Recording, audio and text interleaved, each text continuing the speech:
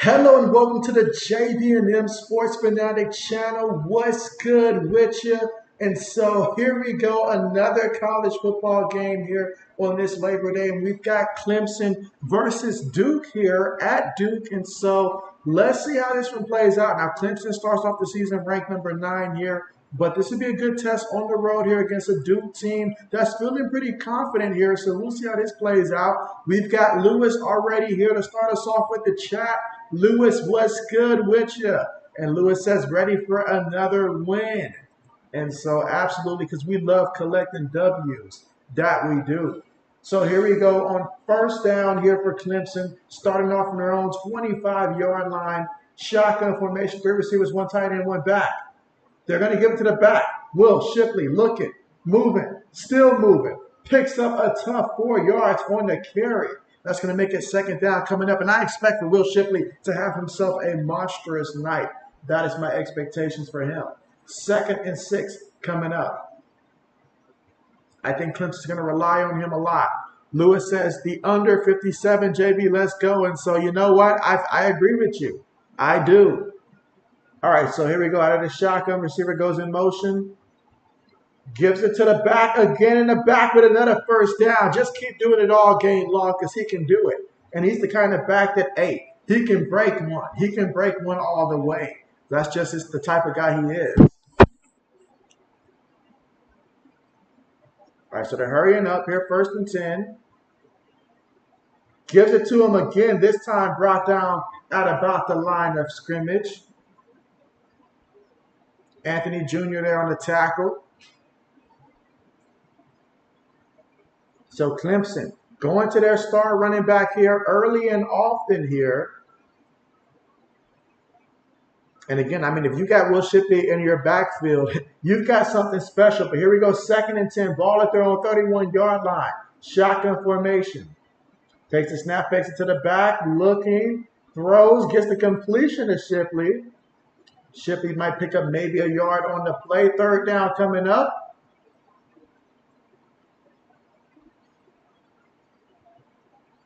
And again, expect to see a heavy dose of Will Shipley today for Clemson. He's got 3 carries so far for 11 yards. 3rd and 10. Let's see. Lewis is hoping that they get a stop here. Let's see if that's the case. He's looking, throws it. Oh, that's going to, oh, I thought he had the interception. I thought he had a pick there, but it's going to bring up 4th down here. So the defense, Lewis likes defense, gets the stop.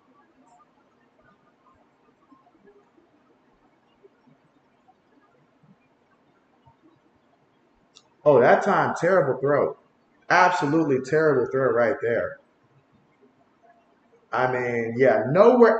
Anytime you get an overthrow like that, you run the risk of an interception. So he is lucky that that was not the case. Punt's on the way. Lewis says, good D, same thing all game. All game. Duke on the return. He's got some room now.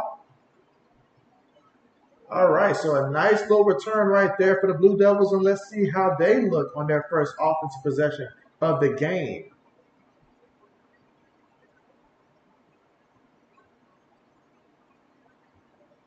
And again, while we have some time, let me go ahead and put up the poll question here and see what does everybody think about who's going to win this matchup. All right, let's get the poll set up here. And so Phoenix, what's good with ya? Phoenix says, what up, JB Nation and members? Absolutely, what's good with ya?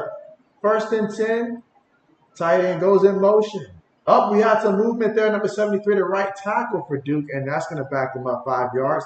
Lewis says if Duke is going to have a chance, they're going to have to tighten up on defense. And so Lewis says he's all about the defense. All about the defense here. So that backs them up 5 yards. And now we're going to look at 1st and 15 for the offense. So we got 1st and 15. Duke's going to line up in a shotgun formation here. 3 receivers, 1 tight end, 1 back. Again, their first offensive possession of the game. Receiver goes in motion, takes the snap, throws it, taking a shot, and that's going to be incomplete. 2nd and 15 coming up. So we got 2nd and 15 coming up.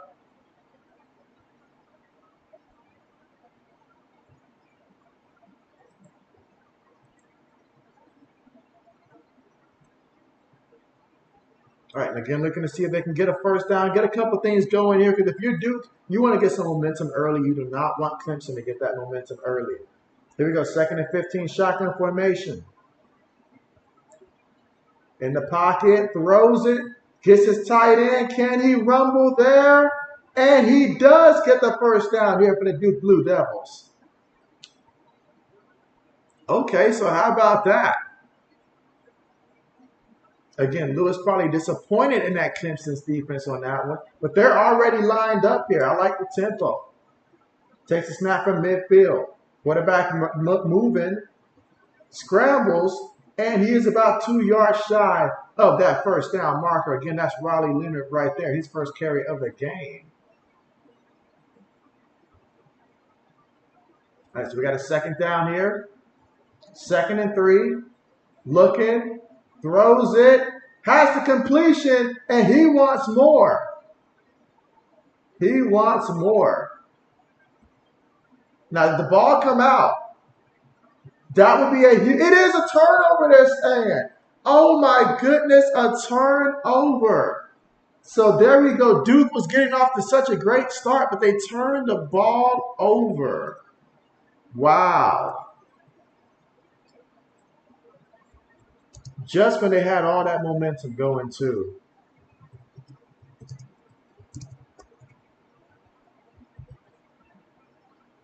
Now they are showing the replay here. I know Lewis is hoping that he's down.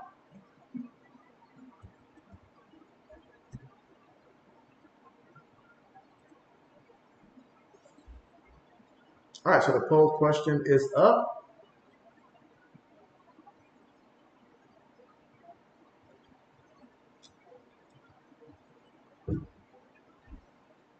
And so Lewis says, let's go Clemson deep.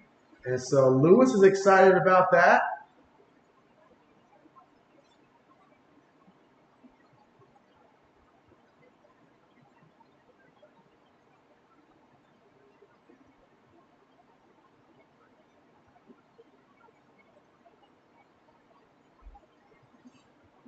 And again, when we come back, we're going to see what the officials have to say about this play here, whether or not that was indeed a fumble or not. But Lewis is hoping for defense here.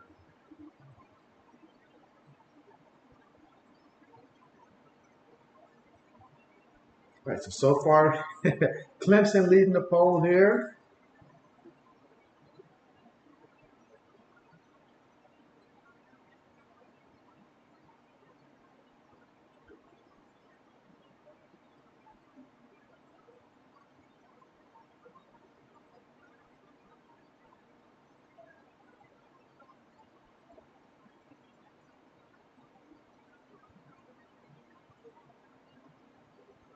But yes, this is going to be perhaps the last stream before we have the official regular season stream for the NFL season. That's right. Next time I stream, it'll most likely be the Chiefs versus the Detroit Lions. I've already set that stream up, so that should be the next stream. Wednesday is a possibility that I could do a stream, but if not, then I'll probably just upload a video and do my picks for the week that way.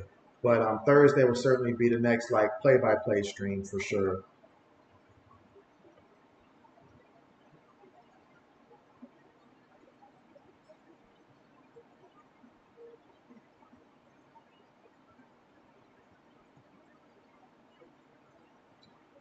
But yeah, Lewis, so tell me, what are your expectations for the Bears against the Packers? Obviously, I know you expect the Bears to go out there and win, but can I expect Justin Fields to do it through the air, or do you think he's just going to mostly do it with his legs?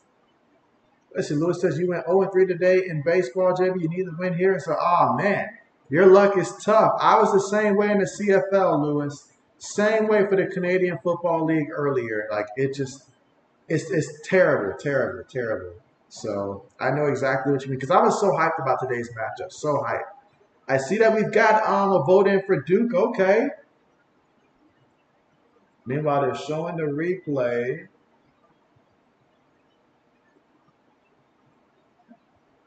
And so Phoenix says Kansas City Chiefs. So Phoenix says the Kansas City Chiefs are going to go out there and get that W on Thursday. Okay, okay.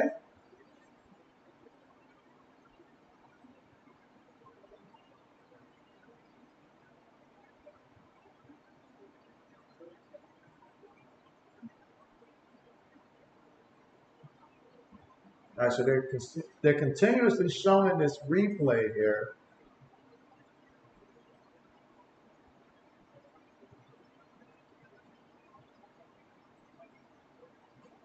But yeah, I went ahead and set up my stream. So I'm streaming the Chiefs and the Lions. That'll be the next play-by-play stream. Saturday is going to be Texas versus Alabama. Sunday night matchup is, I'm trying to remember who the Sunday night matchup is supposed to be. I know Monday night is the Bills and the Jets, but Sunday night's matchup is the Giants and Cowboys. That's right, Giants and Cowboys. So that's who I'll be streaming then.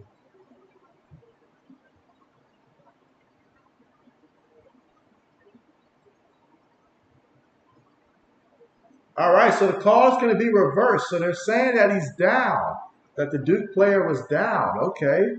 Let's see, Lewis says Justin Fields will be fine, just need help from the O-line.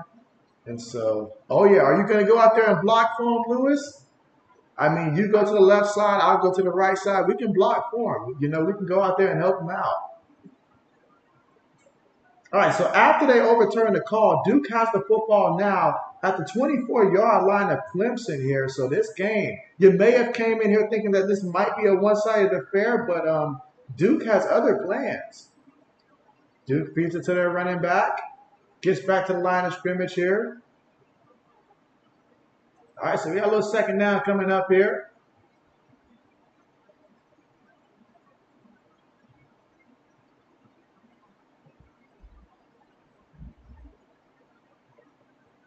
Again, 2nd and 9 here. This is really big right here for Duke. You want to come away with a touchdown if you're the Duke Blue Devils as opposed to a field goal. Let's see what happens. 2nd and 9. Takes the snap, throws it, gets the completion. Oh, nice miss. He's still running, takes the contact and brought down at about that 4-yard line. What a big time play. And that is more. He wants more. Lewis says, man, you're 5'5". Those dudes push you to the locker room. Oh, man, I understand that. I understand that. All right, here we go. 1st and goal. So we got a little 1st and goal here. Shotgun formation for Duke again. 4 yards away from the end zone. Can they get the first points in this one? Takes a snap. Hands it to the back. In the back. Picks up a yard on the play. 2nd and goal coming up. That Clemson D-line very stout.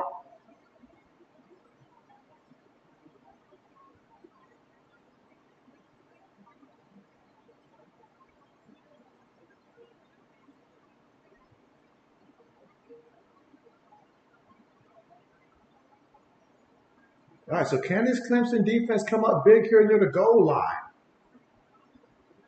Throws it. Oh, incomplete, but I feel like he had his man right there. Like he was there. Oh, man, that's a pass you're going to want back right there because Calhoun was there. I mean, come on now. That's your boy right there. All right, so we got 3rd and goal.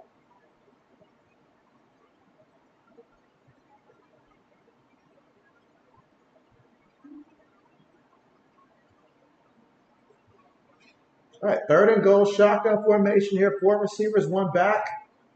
Important 3rd down because if you don't get this, then you have to settle for 3 points. I mean, you'll take it, but you want 7 points here if you're Duke. Takes the snap, looking, Throws it up there, and it's incomplete. Incomplete. Fourth down coming up. Clemson says not so. Clemson says not so. So what started off as a great drive here for Duke, they're going to settle for 3 points. And when you come in as the underdog in this matchup, you got to come away with 7 points anytime you get near that goal line. Lewis says he's hoping for a miss.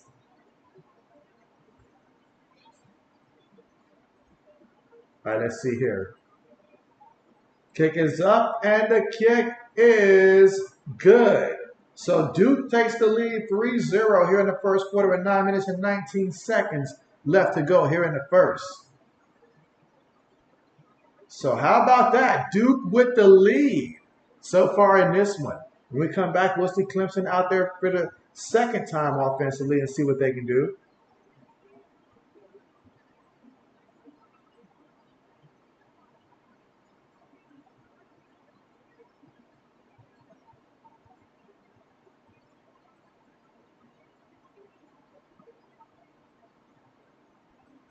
But yeah, Lewis is like, miss it.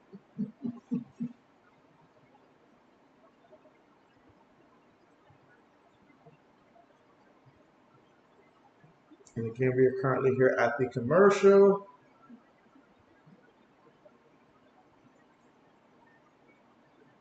Lewis says he'll take the 3 points right there. He says someone's got to score eventually. Otherwise, they would end up going to overtime. So he will take the 3 points.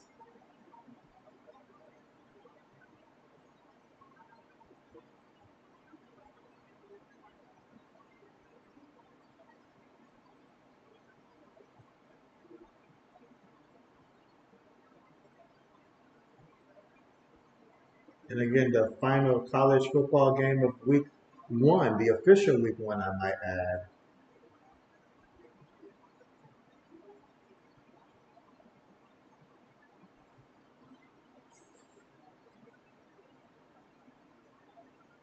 So now if you're Clemson, I say you just continue when you get the ball back to feed Will Shipley. And so Braden, what's good with you? How are you doing, Braden? And again, the last stream here before we have officially the NFL stream on Thursday. Again, if there is a stream on Wednesday, it's probably just going to be me going through and just picking, each and every game this week. But I might just upload a video for that. But Thursday will be the next play-by-play stream for the Chiefs and the Lions. I've already set that up along with some of the other streams. Let's see. Lewis says no OT tonight. And he says, thumbs up, Braden. Yeah, so you two can be friendly now because come Sunday, it's going to be an intense game between the two of you. Who's going to go out there and win a division game, the Bears or the Packers?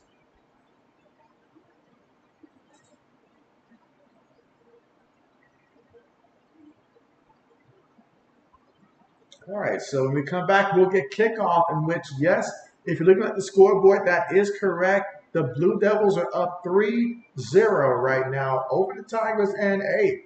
Let's see how this game continues to play out. Clemson at some point is going to have to see what Club Nick can do at quarterback, but if they keep running Will Shipley, that'll make JB very happy. All right, so let's see. Braden says Packers. Okay. Of course, I figured you were going to say that. Lewis says, don't ask that question, JB. I think that's a good question to ask there, All right, so kickoff on the way. See if we get a return here by Clemson. Catches it from his own 5-yard line. He's at the 15. Still moving forward. Brought down about the 27, 28-yard line. And so Will Shipley, if there's a running back in college football that I wouldn't mind having, Will Shipley is certainly that kind of a running back. He's in that top 5.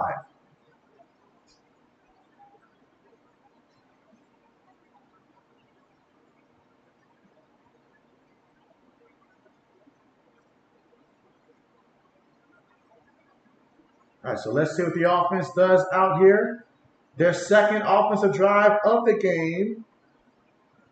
Got a 1st and 10. Shotgun formation, 3 receivers near the top of the screen. Fakes it to Shipley. And oh my goodness, what an overthrow. My goodness. And so a couple passes that we have seen from him, he's been off. I mean, it's extremely early, but I'm just saying. You know, Clemson ran off DJU. You know, DJU had about a 64% completion last season. And so it's extremely early here, but the kids just got to calm down. 2nd and 10. Ball from their own 22-yard line. Takes the snap, looking, throws it, gets the completion here. All right, he's going to get brought down.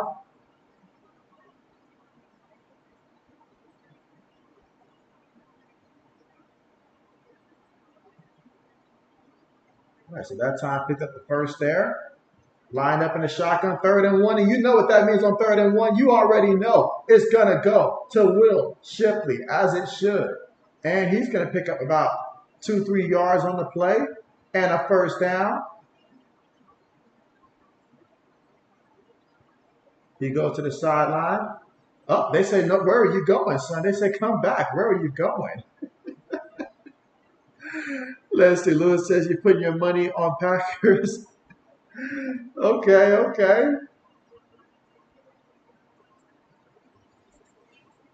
All right, so we got 1st and 10. They were like, where are you going? We need you out there. Takes the snap. Hands it to the back. Oh, he's got some room to work with. He's got some room. This is what he does. This is what he does. This is why when you run to the sideline, the coaching staff is like, what are you doing? Get back in the game. We need you. When you make runs like that. Excellent job by Will Shipley there. And a 1st down for Clemson. He's got 5 carries for 25 yards so far in this one. And we're not even at the 8-minute mark here in the 1st quarter. And he's going to have to be all that and then some for this offense. Out of the shotgun. Takes the snap. Fakes it to the back. He's looking. He throws it deep. And that is excellent coverage there. Incomplete. I actually thought he was going to get that catch there, but that's incomplete. And so, oh man, what's good with ya? What's good with ya? How are you? Lewis says, win-win situation. You say you'll feel good either way. Nice. And so we've got Mike also. Mike, what's good with ya? Mike says Patriots, any move old? He says, yo, JB, what's good with you, Mike? How are you guys doing today? All right, here we go, 2nd and 10. 3 receivers, 1 tight end, 1 back. Quarterback's going to keep it himself here. Look at him run. Look at him. Picks up the 1st down using his legs here. Might not be a bad idea for him to continue to scramble here. Let's see, Matt says Ohio State started slow. And so, yeah, it's not how you start, it's how you finish, though. You know, as long as we finish strong. All right, he's looking to pass, throws the ball, gets the completion. Taken all the way to about the 21-yard line. Williams with the reception.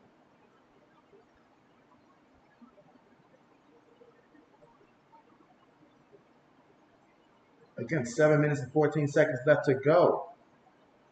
Makes another pass, and oh, he's going to lose some yards this time going to Williams.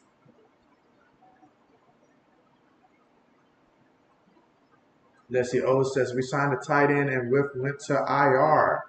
Lewis says step it up, Duke. He wants to see that Duke defense step up.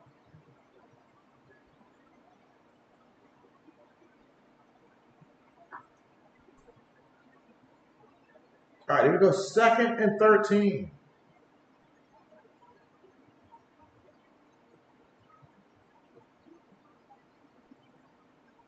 Feeds it to the back, and the back's going to get back to the line of scrimmage there.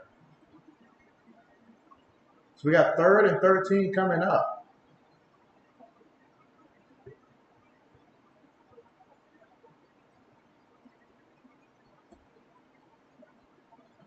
Let's see. O says Juju getting upset. JB, media people, a.k.a. the Trolls, are getting to him. He's on a mission to prove people wrong about his knees. And so, oh, man. If he releases a video similar to what we saw from Lonzo, I am going to laugh. 3rd and 13, throws it, gets the catch, and he's going to go down there. And so Duke's defense stepping up here. Fourth down coming up.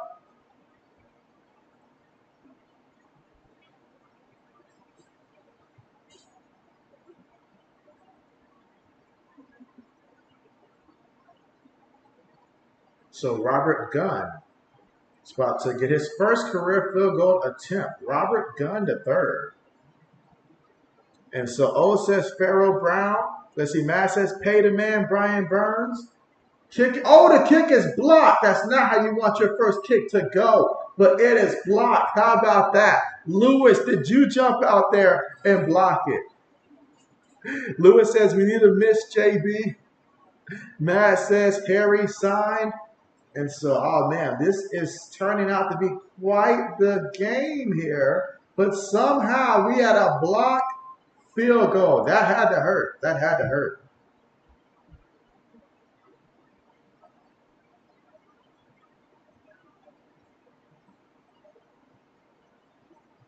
So we are currently right now at the commercial in the first quarter with 5 minutes and 36 seconds left to go. And the score right now, Duke leading 3-0.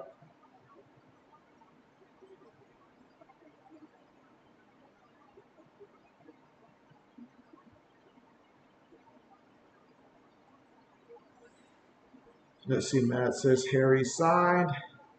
He was signed to the Vikings practice squad, was he not? Lewis says, your type of game, let's go. Matt says you thought Clemson would blow out. And so, I mean, I'm not going to say I expected a big blowout. Like, I didn't think this was going to be the kind of thing where it'd be like previous years. I thought it would be closer just because I know Duke's offense they're bringing back a lot of their offensive talent from last year. So I figure that it probably would be maybe like a 13-point win. 13-20 was my expectation. So I'd say closer to like a 13-point win is what I was expecting here for Clemson. But if Duke keeps playing like this, I mean, that and I don't see Clemson's offense as an offense that's going to go out there and drop 40-plus on just anybody like that anymore. Trevor Lawrence isn't coming through that locker room.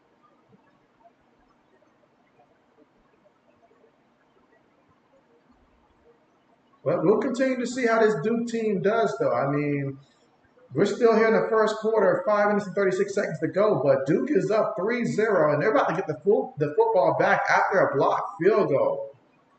So, but that's honestly the thing about when you think about college football, just in general, honestly, Mike, every year to year, things can change drastically. They can change drastically. Like, take that TCU team that we saw, the one that we saw out there last time, especially defensively, not the same team that we saw the year before. And that team wasn't the same team that what we saw the year prior. That's just college football. Let's see, Lewis says, looks like the first time scored 25 wins. And so, let's see, Mike says, I thought it was shameful the way Alabama did Mountain Tennessee Community College or whoever they played. You said Mountain Tennessee Community College. But I didn't look at that game, honestly. I didn't look at that game, the final score. Let's see, Braden says Middle Tennessee. And so, yeah, when I seen the matchup, I didn't look at that score. Is it Middle Tennessee? Is that the college that Terrell Owens went to? If I'm not mistaken, did he go to Middle Tennessee? Or am I tripping? I'm trying to think. He's the first person that comes to mind. So I think it was Middle Tennessee, unless JB's just tripping.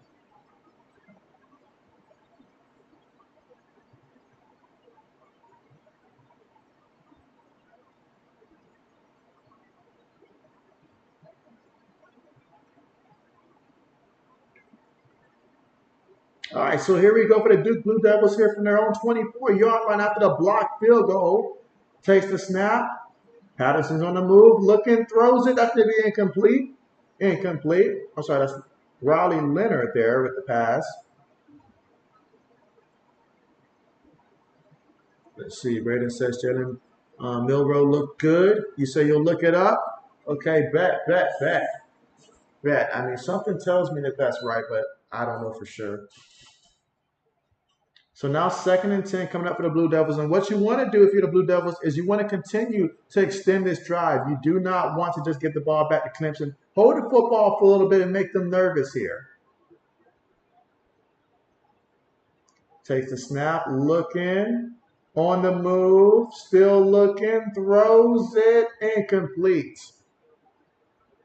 He went to Chattanooga. Okay, Chattanooga. Okay. I don't know why I thought Middle Tennessee for.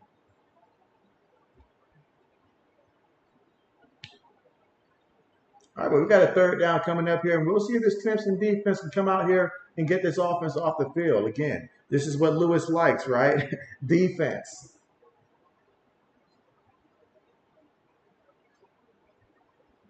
At some point, he's got to find his receiver, Jalen Calhoun, and get him the ball, number 5 for Duke.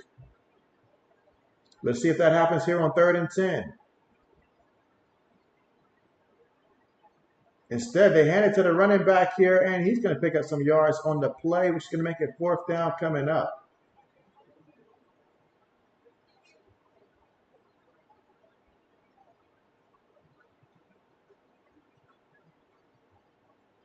So you thought he went to Tennessee State? And so we all thought something different about Terrell, I guess. 4th and 6.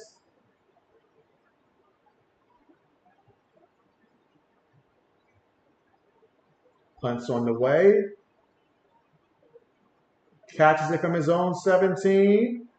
Still returning. Brought down from his own 20. Okay. Let's see, man. It says like T.O. All right, so Clemson coming back out here. And so Klubnik so far, he is 5 of 8 for 25 yards through the air.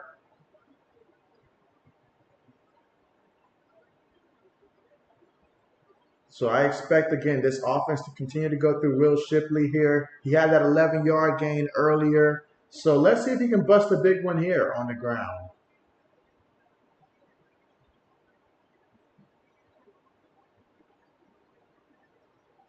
All right, here we go. Shotgun formation from their own 20. He's looking to pass, throws it, ball is tipped. And, almost intercepted. Almost intercepted. He is currently struggling right now against this Duke defense. Let's see, Matt says 0 for Patriots to have a chance against Eagles. They need to. All right, so here we go. A carry here. And that's going to make it 3rd and medium here.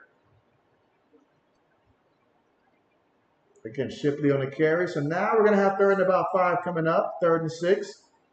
With 3 minutes and 50 seconds to go here in the first quarter of play. Going to line up in the shotgun. Quick pass. And he is going to be short of the 1st down marker. So that Duke defense gets off the field.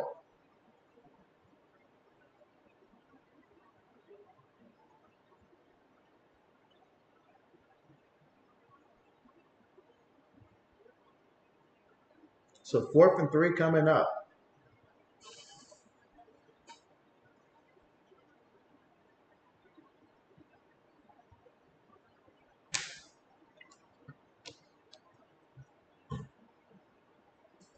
Let's see. O says it's going to be very hard for the Pats to beat the Eagles.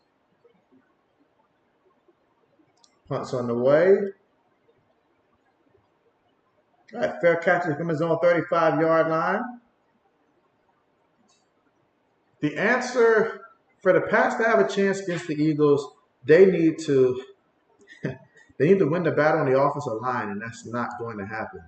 That is not going to happen. But they have to apply pressure on the linebackers of the Eagles there, the inexperienced units there. They got to apply pressure there. And defensively, they got to take away what the Eagles do best. That means containing Hurts and also not letting A.J. Brown go off. Those are the things that you got to do. Make it a low-scoring defensive game. When they get in the red zone, make them come up with field goal attempts, and then we got to score touchdowns when we get in the red zone. 1st and 10 out of the shotgun, and they're going to hand it to the back off the right side. He's going to pick up a couple yards here. So if you're Duke, this game is going just about how you would hope it's going right now. You're up 3-0. You've got the football. and you're not playing from behind. 2nd and 8. Let's see, Matt says Cox and Graham.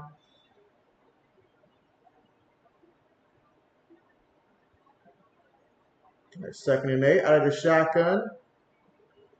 Quick pass is caught. All right, so he gets the first down, finds his receiver there, and that's Calhoun, in which we should hear his name quite a few times today.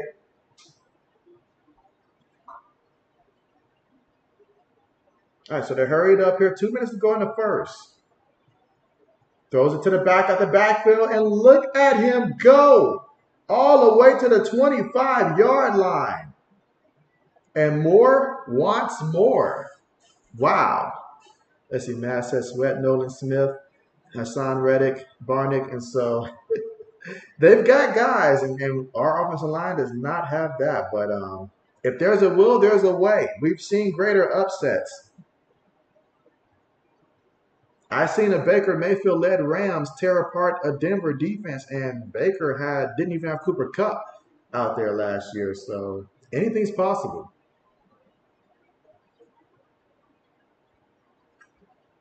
All right, here we go. 1st and 10. Out of the shotgun. Quarterback's going to keep it himself. Picks up about 2 yards on the play.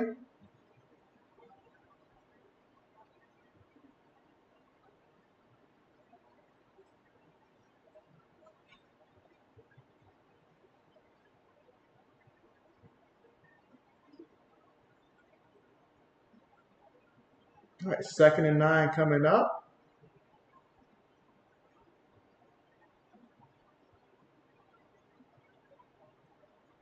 Shotgun formation. Tight end goes in motion. They feed it to the back, and the back up the middle picks up about 3 yards on the play. So now we've got 3rd down, and if you are Clemson right now, this is where you got to get the stop right here. Let's see, Matt says, thanks, JB, for doing all these games lately. And so appreciate you guys for coming out. Absolutely. And so, yeah, I know it's been a minute since I've been able to stream consecutively like this, but I'm feeling much better. I work out a lot more, and I feel like I'm feeling a lot better these days. So have more energy to actually stream these days. So I appreciate you guys for coming through, because I know it's been a minute. It has been a minute. Let's see, Matt says, I told my cousins they may be rating Brian Burns. Let's see, Matt says, chat, oh, JB, the regular fan, how good is Burns? And so that is, let's see, how would I describe how good Brian Burns really is? That is a very good question right there. Meanwhile, we are here at the end of the first quarter. And let's see, O says, great news, JB. Glad you're doing great. And so, yeah, appreciate that. Appreciate that. Absolutely. And so, yeah, I feel really good. I feel really good. I feel really good. So, completely 180 from where I was last year around that time. So, I am feeling really good. A lot of life changes, but positive life changes for sure. Absolutely. And man, I'm telling you guys, we can expect on that Sunday night game between the Cowboys and the Giants, I'm anticipating that's when the 80s will show up and all like that after the game. Unless the Patriots come through and make me proud. But you guys will get to see, hopefully on Wednesday, I'll post a video and you guys will get to see my picks for the week. So I'll refrain on making my picks until then.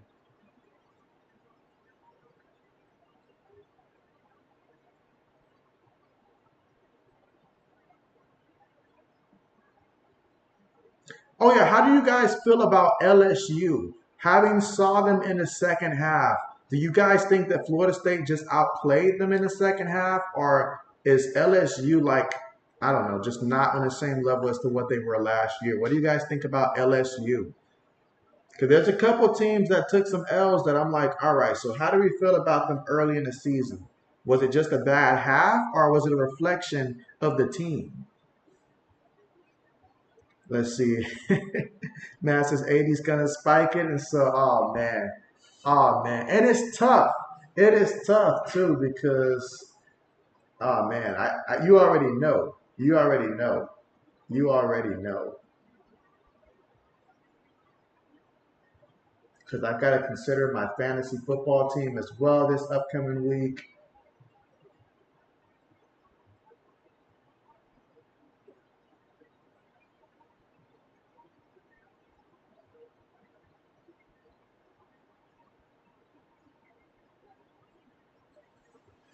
Let's see. Lewis says nobody played worse than TCU. Not even the University of Florida, Lewis. I thought the University of Florida played pretty terrible. I mean, but Utah's just that good also. But let's see, because I do on my fantasy football team, I do have AJ Brown, so I'm gonna. That's gonna be tough there. We got AJ Brown in that one. Now my quarterback is Justin Herbert, and he's gonna be playing against the Miami Dolphins defense. So I hope that he lights that defense up, light them up for multiple reasons. I hope Herbert goes out there and has a 6 touchdown game. But let's see. Mm, do I have any Chicago Bears on my team? Nah, Lewis, I ain't got nobody from Chicago on my team. I got David Montgomery, but he's with Detroit now, so I don't have any Chicago Bears on my team. I've got Braden's Christian Watson, though I do have him on my team, so it's gonna be a nice year. It's gonna be a nice year. So I do have David Montgomery to look forward to in that matchup against Kansas City. So okay, so I've got that and plus the Chiefs kicker. So that. Lewis says, need a stop here. Matt says, Lions gonna keep it close. No Chris Jones. Wonder what Vegas says. And so I wonder how long Chris Jones is gonna be out over that contract. I hate missing game checks. 3rd and 6, quick pass. Oh, tackled immediately there. So yeah, there you go, Lewis. You said you needed a stop. You said you needed a stop. So you got it. Let's see, Matt says Bengals 32, Browns 17. Okay, okay, okay. Okay, that game should be interesting. Because I know Burrow had to deal with that injury, and I know it was a small injury, but I wonder if it's one of those nagging type of things that he's not 100% from yet. I do wonder. I feel like the Browns are going to play them pretty tough in that matchup. Meanwhile, field goal is up from 42 yards out, and the field goal is good. So Duke up 6-0. But if you want to knock down the Giant, you knock down the Giant by coming out swinging, not necessarily kicking field goals here, but hey, to be up 6-0, nobody's going to complain with that.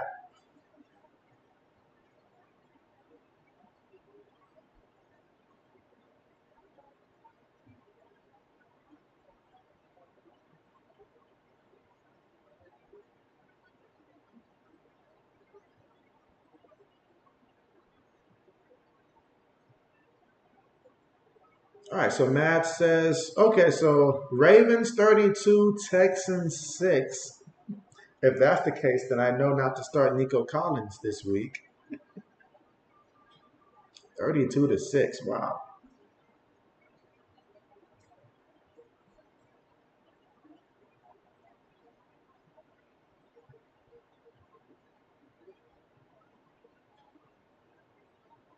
Right now, Clemson cannot get the pass game going that much. They're going to have to continue to rely on Will Shipley here. It may not be the pretty type of game here, but if you keep utilizing, whether it's through the screens, handing it to him on the ground, continue to use your impact players, and eventually something will pop. All right, so let's see. Matt changed it to Ravens 27, Texans 6. Okay, okay.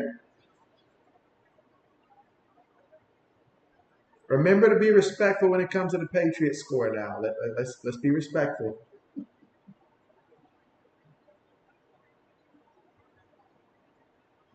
All right, so Klubnik marches back out there.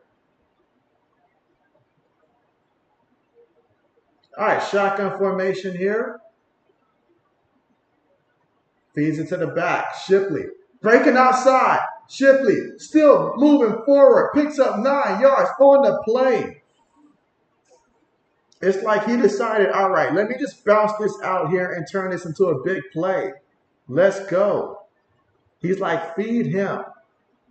He's like, I didn't come back for us to get embarrassed. Let's continue to move the ball. Garrett Riley, the offensive coordinator slash quarterback coach for Clemson. Shotgun, 2nd and 2, takes a snap from their own 33-yard line, and he's going to pick up the first down on the ground. And, of course, Will Shipley is that guy. 7 carries right now. Let's see how many yards he's got, 37 yards. And it's a first down. 10 passes, 10 rushes so far here for Clemson.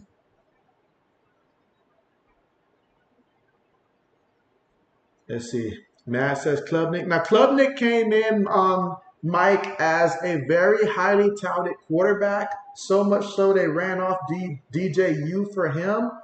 It's just not showing today. It is not showing. All right, let's see. Matt says, put that in your rules before you enter, JB. You said, put that in my rules before I enter. Yes, yes, yes. But yes, I am so excited here. I mean, and I feel like I got a pretty good fantasy football team this year, in which every year I do pretty good in fantasy regular season, but playoff wise, I gotta actually make it to a championship game this year. I feel like the pressure's on. Matt says Buccaneers 10, Vikings 27. Meanwhile, Klubnik looking, throws it. Oh, that's going to be incomplete. This Duke defense is balling out right now. I mean, wow. They are flying to the ball here. They are playing with confidence here. They believe. And so an incompletion. Let's see, you say rules upon entering, be respectful to Patriots. And so absolutely that rule is going to be enforced. Absolutely. Lewis says punt. That's his favorite player. He wants to see the punter. All right, 3rd and 10.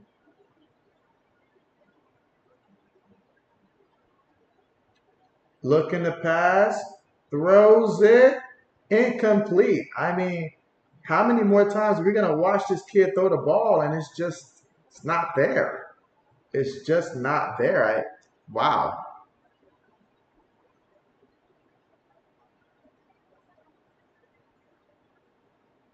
Now that time, the receiver Turner, he just dropped it. Just flat out dropped it. All right, so we got a little 4th and 10 coming up right now. Ball at their own 36-yard line. Punt unit coming out here for Clemson. Punt is on the way. Taking a bounce. Clemson lost the ball. Did they lose it? Oh my. Oh my. What a massive mistake. Wow. That can turn the tide. And if you're a Duke fan, you're sick to your stomach with that play. You are sick to your stomach with that play. Oh man. Yeah, you are feeling very sick to your stomach here.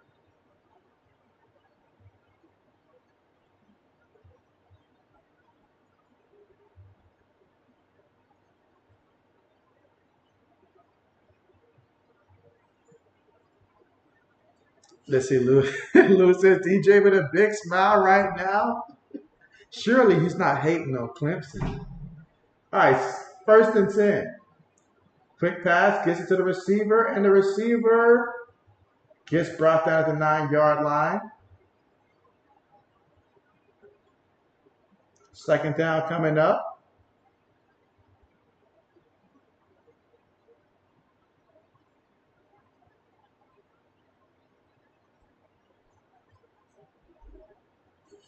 All right, 2nd and 1.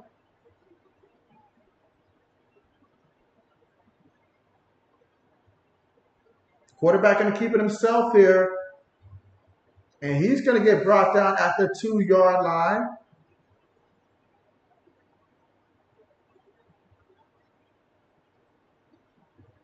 He wants to get everybody lined up here. 1st and goal. About 3 yards away from the end zone. Out of the shotgun. Feeds it to the back, and Shipley gets brought down at the line of scrimmage.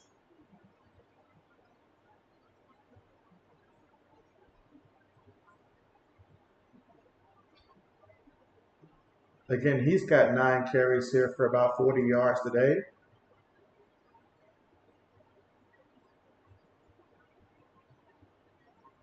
So this right here is extremely huge. Matt says he needs to cover his mouth because he's coughing it up. Exactly. First and goal. Hands it to the back off the right guard, and he's going to pick up about a yard on the play. Third down coming up here. Third and goal. So if this Duke defense can hold them here, this would be huge. Lewis says this will turn the game around for sure. And so, yes, let's see if they can get into the end zone here. I'm anticipating that Klubnik feels like he needs to make a play. So on third and goal, I think he's going to try to keep it and run it in the end zone himself, I think. Defense will be keying in on Will Shipley. All right, he throws it this time to Will Shipley, and of course Shipley's going to get in there. So he made the play. He threw it, but I thought he was going to run it there. But got the touchdown nonetheless. So how about that for Will Shipley and the offense here, Clemson, to get their first points of the game. And we are all tied up with the extra point coming to try to give Clemson a 1-point lead. All of this because the punt returner muffed the ball, something that you cannot do. He's back there because you trust him with the football, and he made a mistake. He made a mistake, Lewis.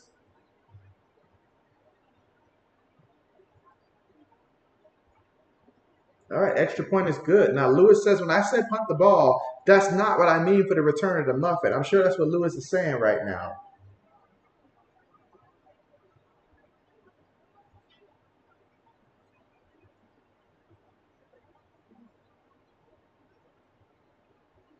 Let's see, Lewis says, what a blow to Duke. Yes, that's going to hurt because you don't want to give a team like Clemson momentum. You just don't want to do it. You work so hard, so hard. And that's why I said those 2 times where they came away with 3 points, they need to come away with touchdowns and stuff like that. Because if you're going to beat a team like this, you can't let them hang around. You can't make mistakes, especially a young kid like Klubnik. While he's not feeling that confidence right now, don't give him confidence. This right here gives a kid like that confidence. So you've got to be careful. But we're just here in the second quarter with about 10 minutes and 9 seconds to go here before the half. And now Clemson with their first touchdown here. And let's see how Duke is going to respond coming out here. If I'm the coach, I'm going to go ahead and take a deep shot when we get the ball and try to find Calhoun and give him an opportunity to go out there and make up for his mistake. I mean, again, he was very consistent for them last year. So we'll see.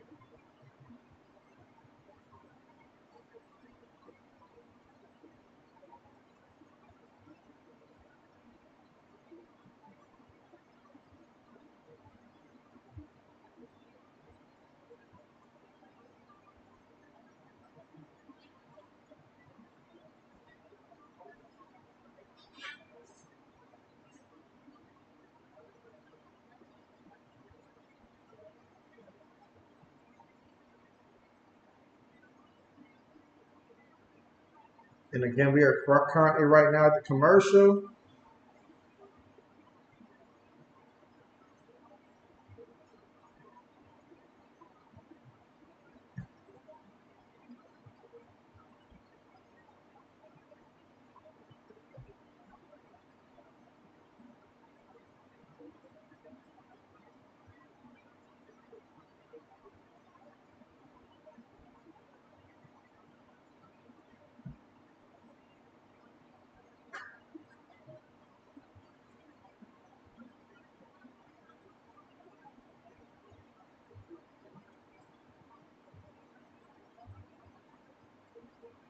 Right, again, currently here at the commercial.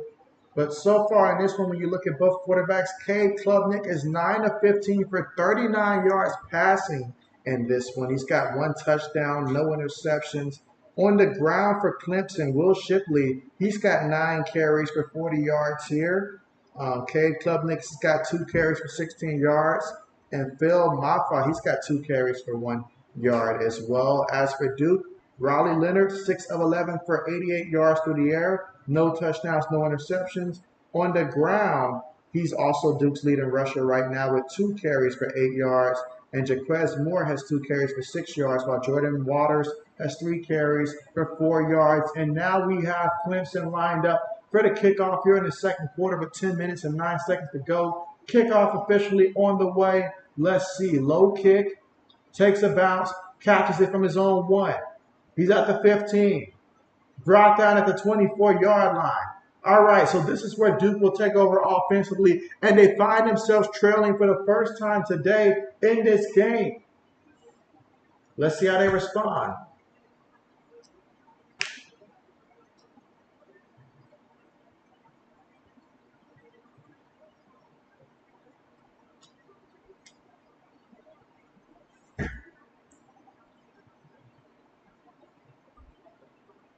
All right, so we got 1st and 10 here from their own 23-yard line. Out of the shotgun. Duke has the ball. Throws it to, oh, wow, what a hit there to the running back. He's going to think twice about that one. Going to think twice about that one. Incomplete.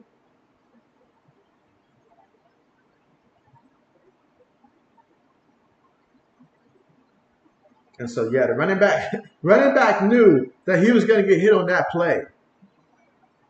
And again, keep the votes coming in. If you have not voted already, we got 6 votes right now in the poll. Let me know who you got, Clemson or Duke. Running back goes in motion. They're going to go 5 wide here. Great opportunity for this offense, but the offensive line has got to protect. And they do. They take a deep shot. And, oh, this is going to be incomplete. 3rd down coming up.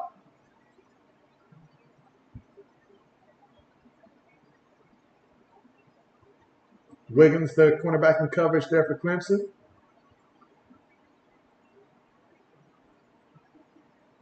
So now we got 3rd down coming up here, 3rd and 10.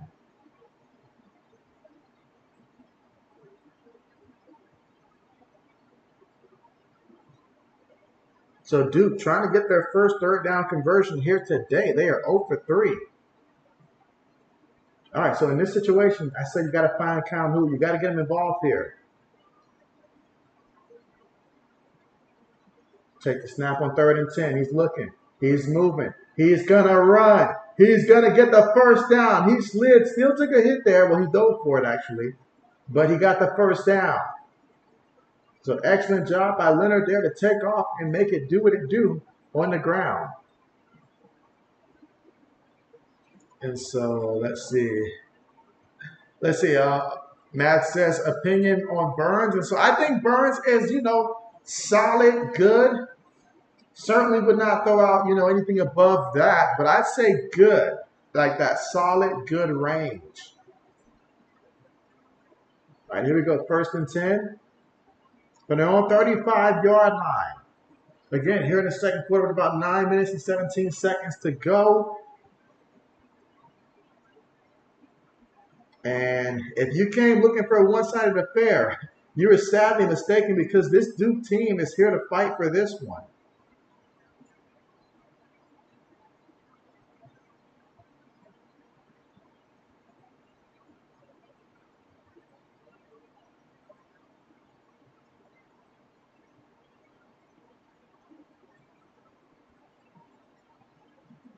But yeah, certainly someone that can get after the quarterback.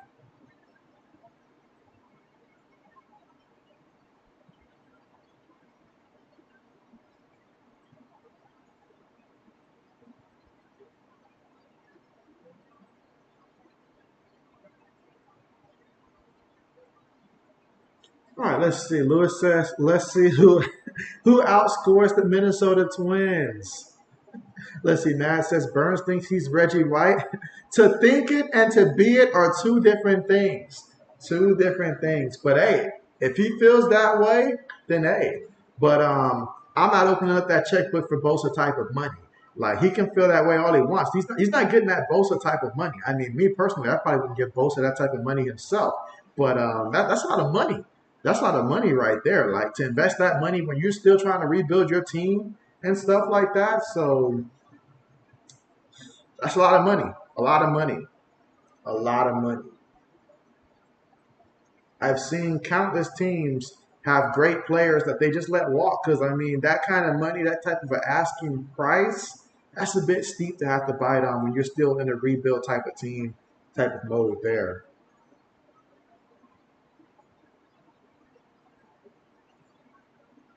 But yeah, Lewis, do you think it's going to happen? You might have to combine the scores, Lewis, if we're going to get someone to outscore the Minnesota Twins and all like that if they're 20 points right now. So you may have to combine both teams.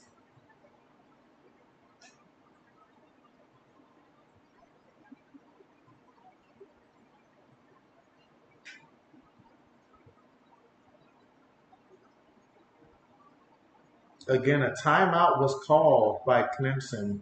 So when we come back, it'll be Duke's football from their own 35-yard line. He says a GM you would trade away a guy that would gobble up too much cap. And so absolutely, absolutely. But at the same time, it all depends on the situation because I feel like if I was the GM of the Tennessee Titans back when they had AJ Brown and he wanted more money, I would have paid him more money. I would have paid him more money because who else do we have?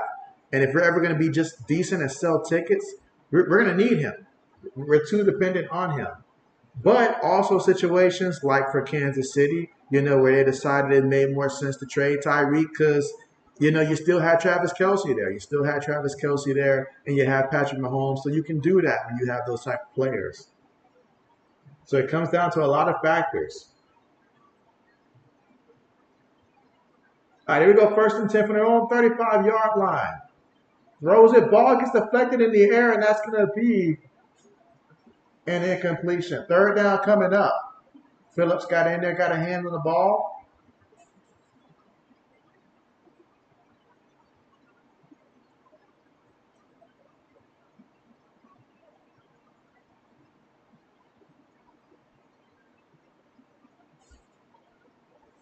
Let's see.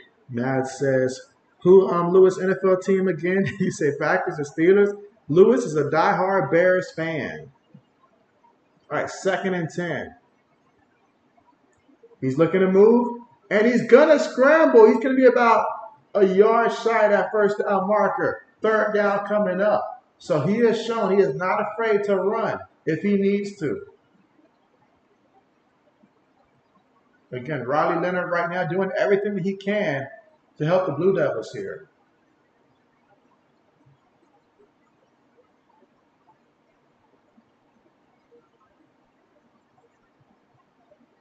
Let's see, Matt says quarterbacks, that's great. I would too.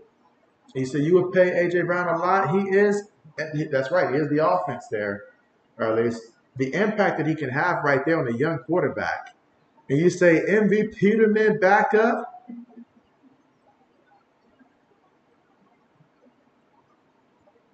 All right, so false start.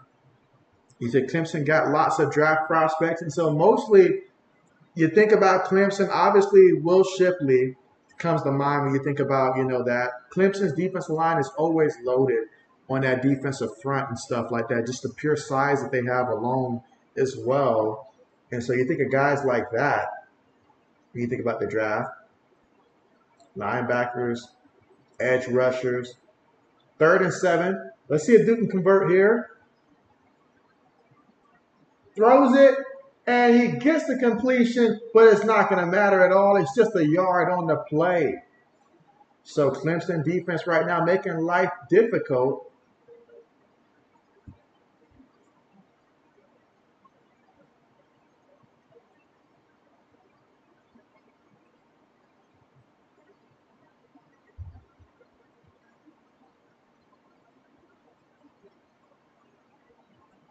All right, so 4th and 6 coming up here for the Blue Devils, in which they'll punt the ball from their own 39-yard line.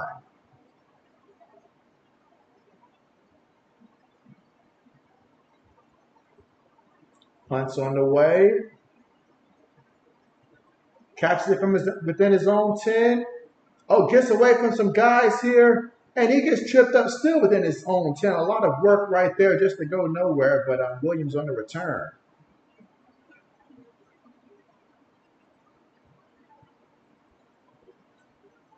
All right, so when we come back, we're going to see Clemson come out here offensively and see what they can do. Now, this is right around the time where typically you get that notification because you figure out that Will Shipley takes it a good 50, 60 yards and stuff like that. So let's see if this is the drive here that Will Shipley goes out there and just does what he does and makes a big play.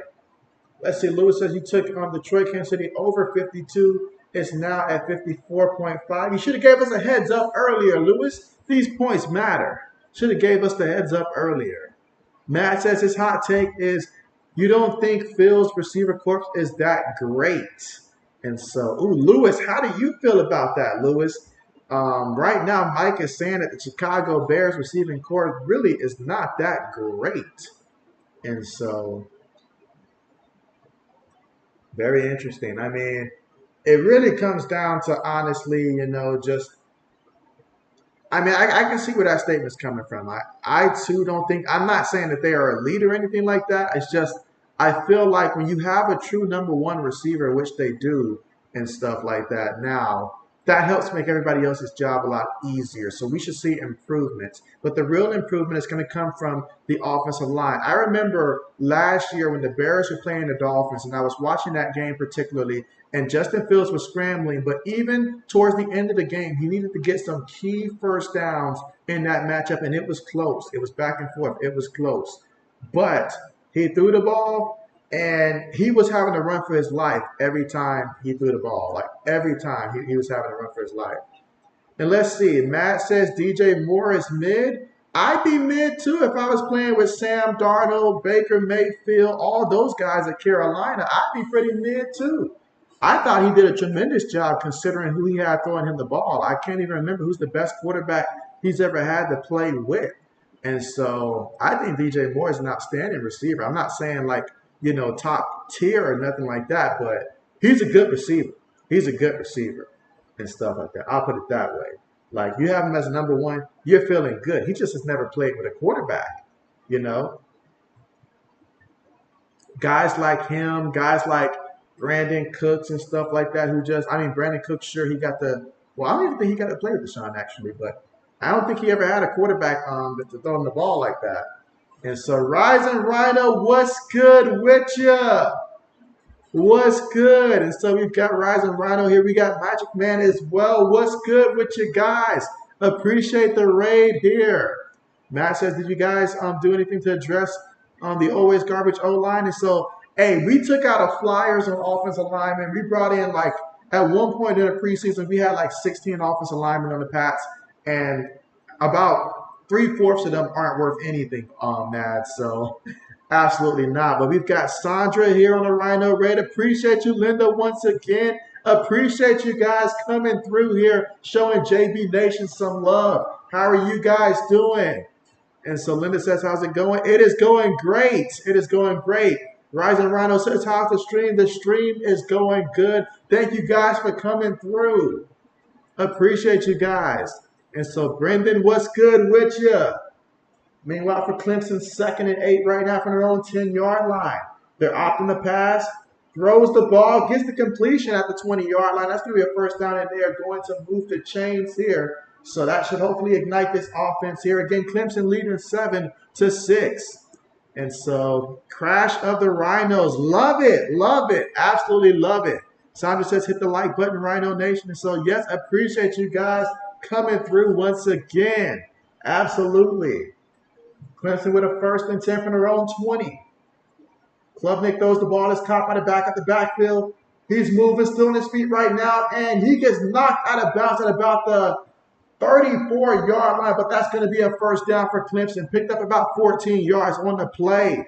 Rising says, keep grinding. And so, hey, same to you, my guy. Same to you. Appreciate you. Absolutely. Absolutely.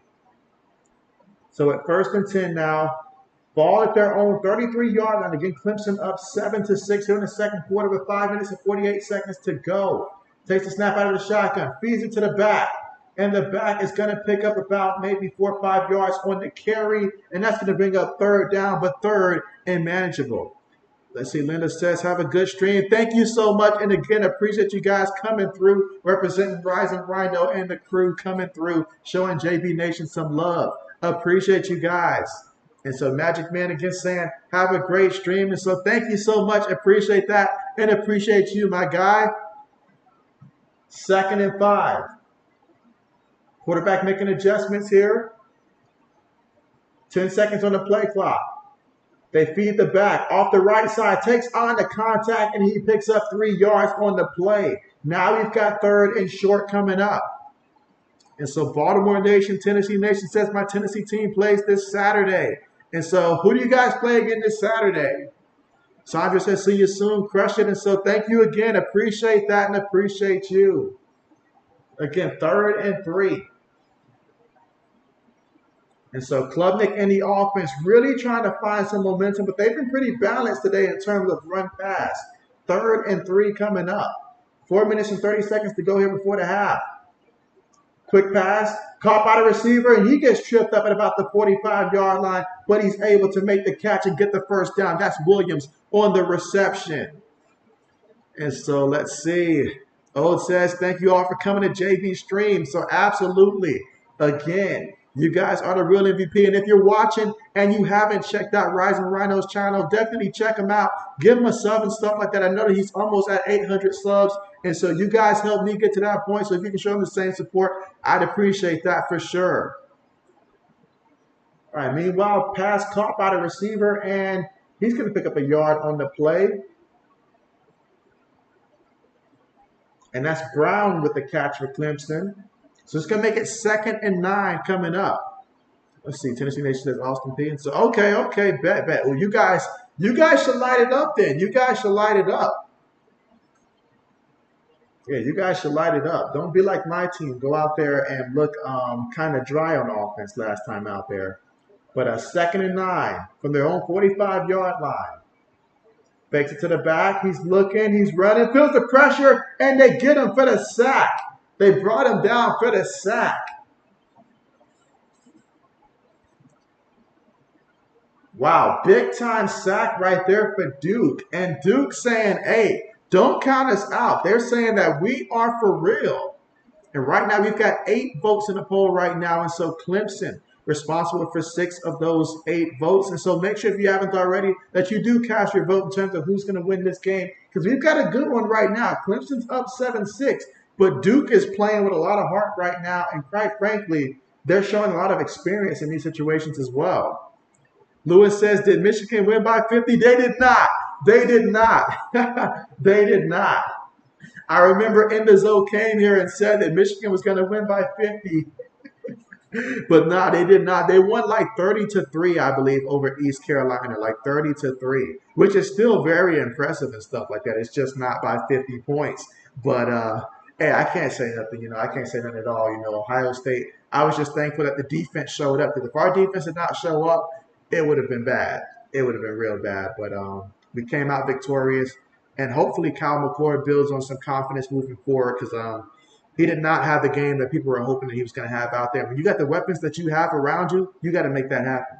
You got to make that happen. And if not, put in Devin Brown. But I feel like Kyle McCord will spread the ball around and make the receivers happy. But we got to go out there next week and catch fire. All right, let's see. Tennessee Nation says that Tennessee is winning by 50 on Saturday. He says, put it in paper, put a stamp on it. Go ahead. They're going to win by 50 on Saturday.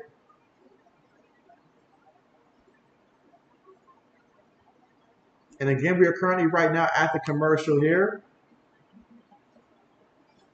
He says, beat them by 50.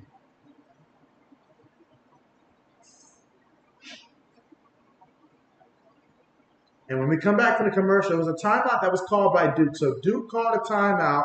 Duke just had a big sack right there. 3rd and 19, from Clemson's own 36-yard line here. This current drive, 8 plays, 28 yards, 4 minutes in terms of time of possession. So we'll see how this goes. As for Clemson, the only bright spot so far is really the fact that the ground game, you've been pretty effective on the ground game. You've been doing a good job of that. Passing, you've been okay passing-wise. I mean, just 67 yards passing, though, in this first half, that's not going to cut it. That's not going to cut it. So they're going to need Klubnik to be able to air it out. They're going to need him to be able to air it out.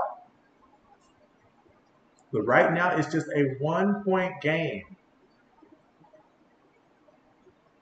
The difference is Clemson was able to punch it in the end zone when they got that red zone opportunity. And a reminder, Clemson got that opportunity thanks to a muff punt by Duke. If not for that muff punt, it's possible that Clemson right now could be scoreless if not for that muff punt.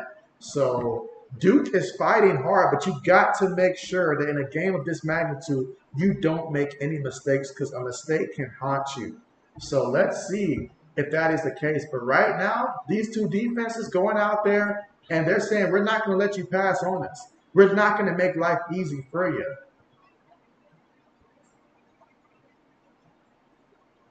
But Leonard's also his team's leading rusher as well, as he's got 4 carries for 28 yards in his first half as well.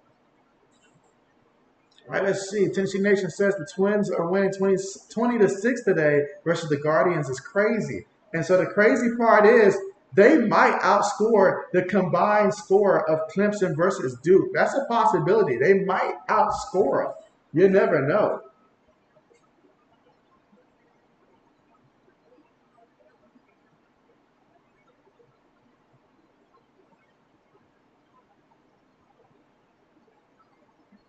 All right, here we go. Oh, this could be a free play.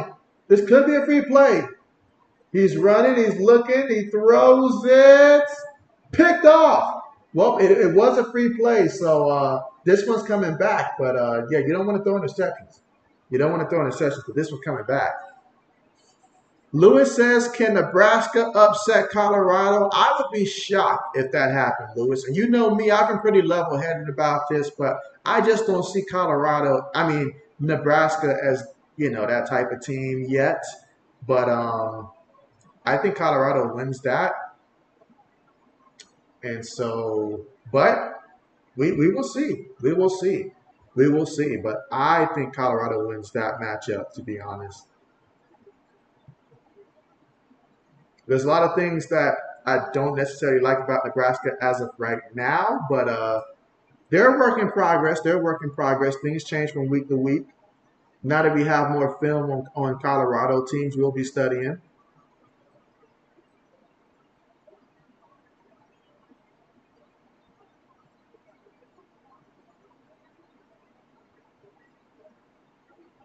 All right, so looks like we're going to replay 3rd and 19 here. Again, 3 minutes to go here in the second quarter.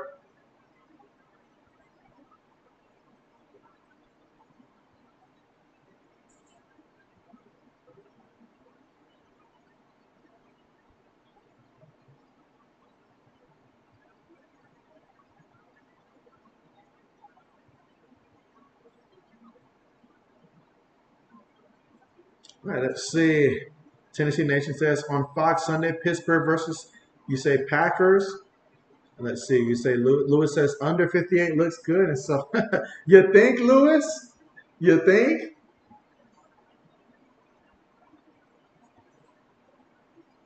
I thought the Packers were playing the Bears this week. All right, here we go. 3rd and 19. Shotgun formation. So on 3rd and 19 with 2 minutes and 47 seconds to go, they're going to give it to Will Shipley. Let him go to work.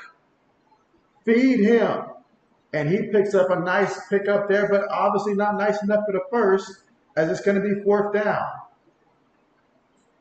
Let's see. Baltimore Nation says, nope, Pittsburgh. And so, okay, bet.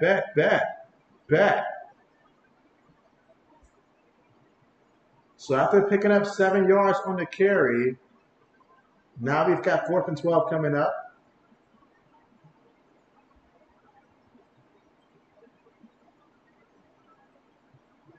And so who anticipated this kind of a game between these two teams?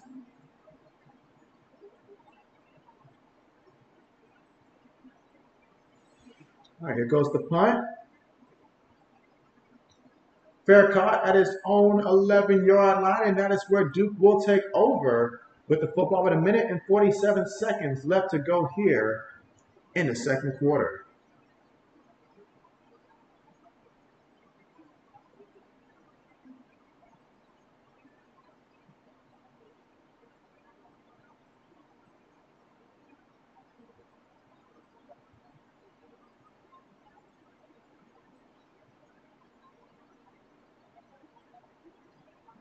All right, here we go. 1st and 10. Again, less than 2 minutes to go here before we reach halftime. So they'll get to run their 2-minute offense here. Got to protect the football first and foremost. Let's see. Tennessee Nation says, never mind. Pittsburgh versus the Bears. All right, hands it to the back. And the back is going to pick up 7 yards on the carry. 2nd down coming up. Let's see. Lewis says, Bears, Pittsburgh week 1. 2nd and 3. In the pocket, throws it, gets it to the back out the backfield. Nice pickup before he's pushed out of bounds. Excellent job there with the pickup. All right, so I'm pulling it up right now. And so this Sunday, the San Francisco 49ers play the Pittsburgh Steelers, and the Packers play the Bears. All right, so here we go, 1st and 10. Out of the shotgun for Duke after that big-time play, which took them all the way to their 47-yard line. Takes the snap, looking, backpedaling, throws that one away. 2nd and 10 coming up. Let's see. Tennessee Nation says he's messed up. And so, hey, I got you. I got you. It's been a long weekend. I got you. Let's see. Lewis says Pittsburgh Packers versus Bears. And so, hey, now that would really be something. If 3 teams were out there fighting, that would really be insane right there. But we got it all figured out now. 2nd and 10. Takes the snap. Gets the completion. Takes it all the way to the, let's see, the Clemson side of the field here. 3rd down coming up. Got about 1 minute left to go, but 3rd and 1. Looking to pass. Throws it. Gets the completion. And that's going to be a 1st down. Hagan's with the reception. All right, and again, Duke has 2 timeouts, 50 seconds right now. They snap it, looking, on the move, throws that one away.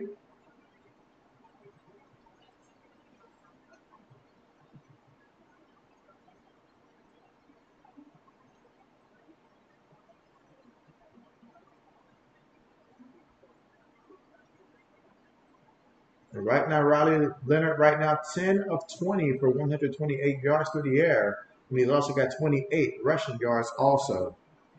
Let's see what Tennessee Nation says. Pittsburgh plays San Francisco. And so, bet. Because I do remember Carmichael talking about the Steelers are going to play the 49ers. So I do remember that. 2nd and 10. Throws it, gets the completion. And he's going to be about a yard shy of that 1st down marker. Let's see if they ought to call a timeout here, and they do.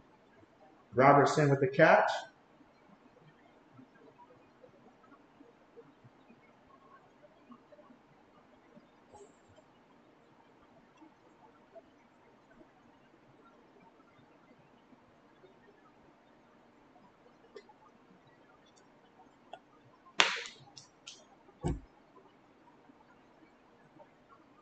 Let's see, Lewis says, if not for that turnover, Duke looking serious out there. I mean, imagine if Duke wins this game, the ACC would be in shambles if it was not for Florida State. But they still have Florida State to look to. But, man, if you're the ACC, you sort of want to make sure that at least Clemson and Florida State have strong seasons for your conference.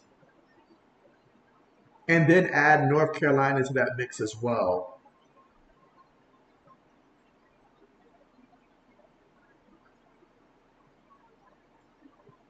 All right, but we got 3rd and 2 coming up. 37 seconds here before halftime. And if you at least get a field goal, you get the lead. But Duke knows they're going to have to score a touchdown at some point. They're going to have to. They're going to have to score a touchdown. All right, so here we go on 3rd and 2.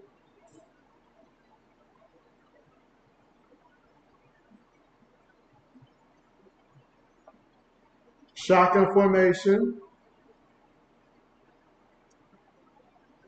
And we got a penalty right now. So there's a penalty out there. That's going to move the offense back 5 yards. And they were doing so great. They were doing so great. All right, let's see. Tennessee Nation says, where is Duke from? And so Duke is in North Carolina.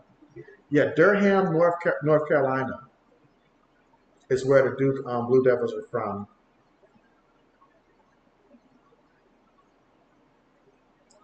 So that's why they have such a huge rivalry with North Carolina Tar Heels, especially in basketball. Don't know how that travels in football, though, but especially in basketball. All right, 3rd and 7. He's looking, throws it, incomplete. If I'm Calhoun, I'm not going to lie. I'd be feeling some type of way if I'm him because, like, I'm not even getting the ball at all. And so, at all. You said what part? That's in Durham. Durham. Yeah, Durham, North Carolina. And let's see, Matt says, I can't believe how mid Clemson looked. And so, hey, Clemson has been on the decline, but it's been a slow decline because they've always had, like, great D linemen. It's just the offense wasn't really that good except for Will Shipley. And DJU was at least consistent. But here we go on 4th down. They get the completion to my guy here. Jalen Calhoun gets his first catch of the – I think it's his second catch, actually, of the game. Might be his first. Again, he was the guy that muffed the punt. They spike it. Save 24 seconds. You say, Oteni may not play tonight. Matt says, Bengals, Ravens, Steelers, Browns. And so, okay. He said he's got a really bad injury. And so, yeah, hate to hear it.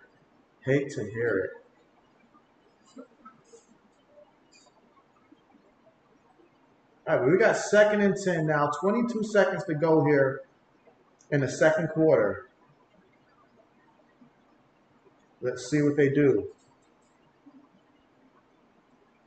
Shotgun formation. They've got 2 receivers at the bottom of the screen. 2 tight ends in the back. They snap the ball, looking, on the move. Just throws that ball away. Smart decision there to get rid of the ball. Still got 17 seconds. Still got 1 timeout. 3rd and 10. They'll look to see what they can do. Let's see. Matt says he's got the Jaguars, Titans, Colts, Texans.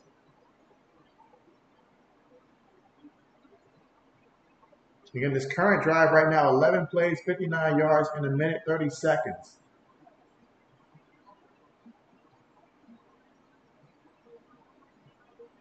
Clemson looks like they're going to bring some pressure. Let's see if they do. And yes, they do. He fumbled the ball. Oh, my goodness. He fumbled the ball. I cannot believe it. Let's see. Matt says, JB doing the AFC South prediction. For the AFC South, I got the Jaguars coming in 1st place. I've got Tennessee coming in 2nd place. I got Indianapolis in 3rd, and then Houston 4th. Had to think about that for a bit, but Houston 4th. So we pretty much got the same prediction there. You say you don't like Irsay? Lewis says, yes, Lewis is the one who knocked the ball out. I'm telling you guys, Lewis finds a way. We're going to see on the replay, he put a sprinkler out there. It tripped the guy, something like that. But wow, Duke, mistakes, costly mistakes, a muff punt, a fumble when you have a chance to take the lead before the half. All of these things that you're doing right now, costly. They give it to Will Shipley. Shipley, he's going to make it do what it do. He's still moving. Call a timeout.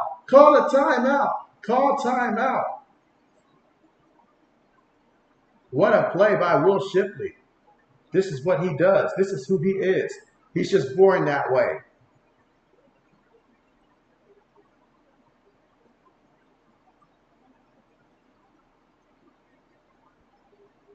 Let's see. Matt says Duke doing good, but turnovers. Let's see. Nation says Bengals may not get in first place because Joe Burrow is injured. And I mean, if Kenny Pickett has the kind of year that I'm anticipating Kenny Pickett and George Pickens to have, things can be very, very interesting. I'll put it this way. When we come down to the last 2 weeks of the season, I would not be surprised if the Bengals, the Steelers, and the Ravens are all still in contention for that division. Let's see, Matt says, you think Richardson will not take long to be good, like his game? Okay. Lewis says Clemson going to put Duke away in the second half. We will see about that. We'll see about that because that means they would have to score, Lewis, and we know how you hate scoring.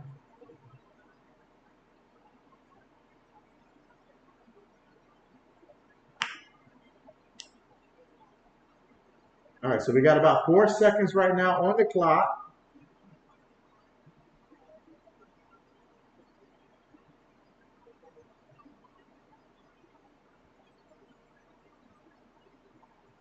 All right, so Duke opting to just go all to one side here.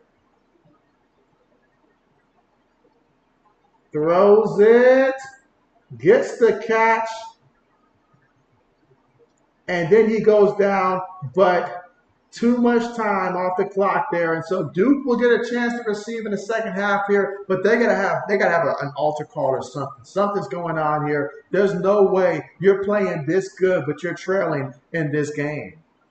Let's see. Tennessee Nation says the Ravens are dangerous too. Matt said, didn't Lewis bet against Coach Prime? He did. He did. He said, not only did he say, he asked JB if I was drinking because I said Colorado had a chance to win that game, a very good chance to win that game and stuff like that. And he went as far as to say Colorado would not exceed 20 points. So he made multiple bets there against Colorado.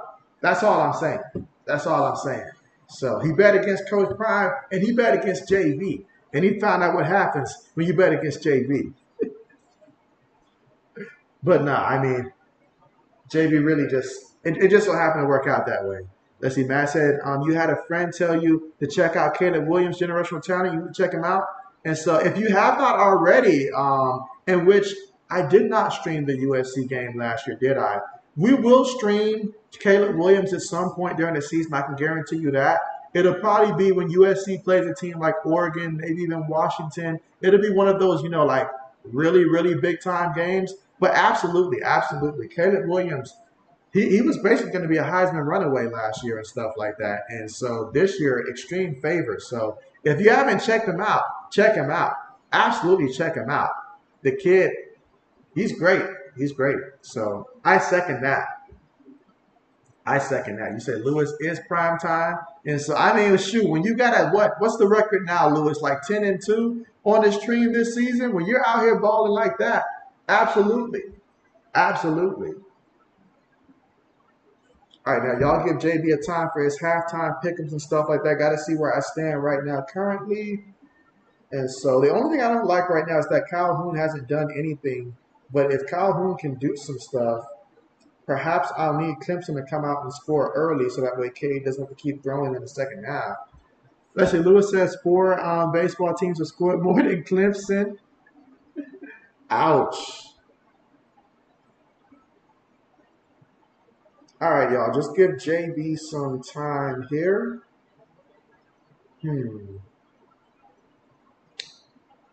Let's see.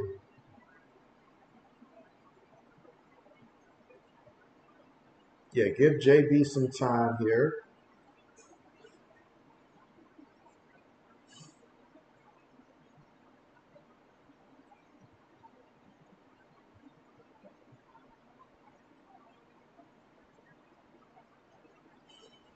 Let's see, Matt says Prime was probably the greatest overall athlete of the 90s.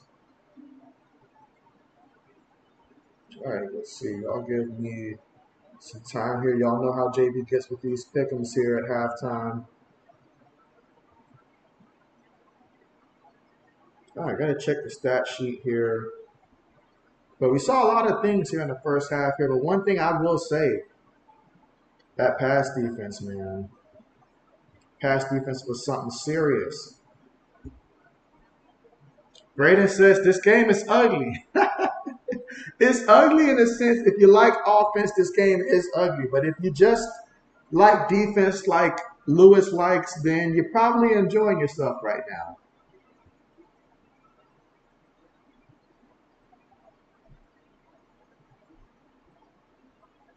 Absolutely. Hmm.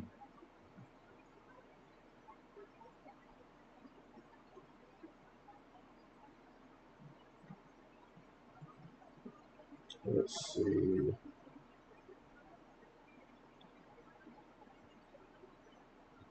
Yeah, JB's got a lot to consider here because this first half was just.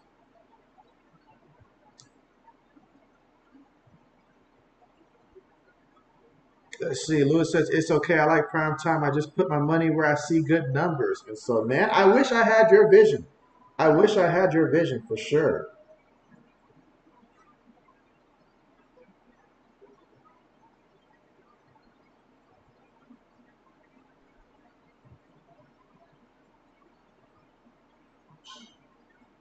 Oh man, looking at some of these numbers, it's like,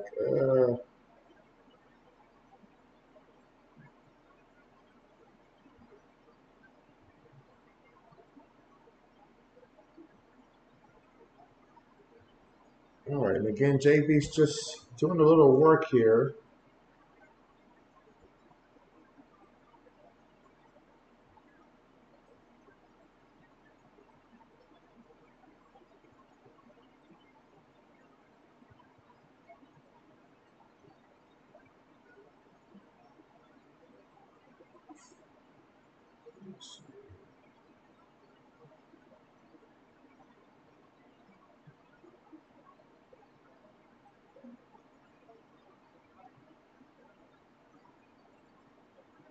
Uh,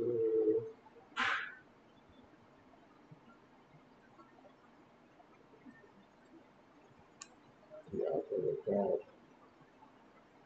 Let's see. Braden says he does like defensive games. Colorado. And Lewis says Colorado was hard to handicap because of all the moves, but you're happy Dion got the win. Does not mean you won't bet against him. You say you bet against your Bears at times. So, oh, definitely make the smart money play. Make the smart money play. You cannot be biased when it comes to making money. You just cannot be biased in that sense. I agree with you there. I agree with you there. All right. So again, looking to see.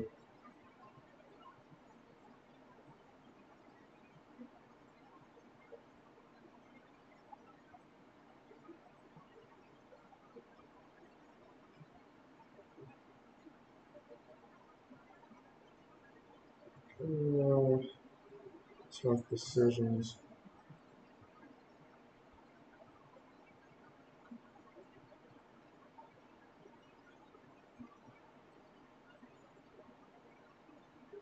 But yeah, I mean, what do you guys think is going to have to happen in order for Clemson to win this game? And what do you think has to happen for Duke to win this game?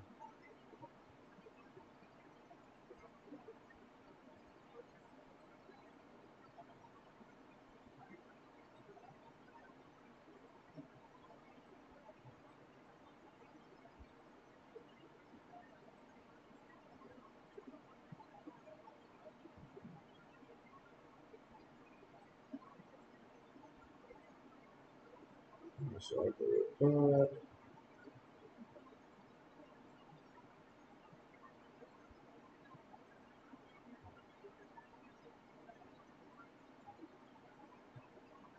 All right, just double checking things twice.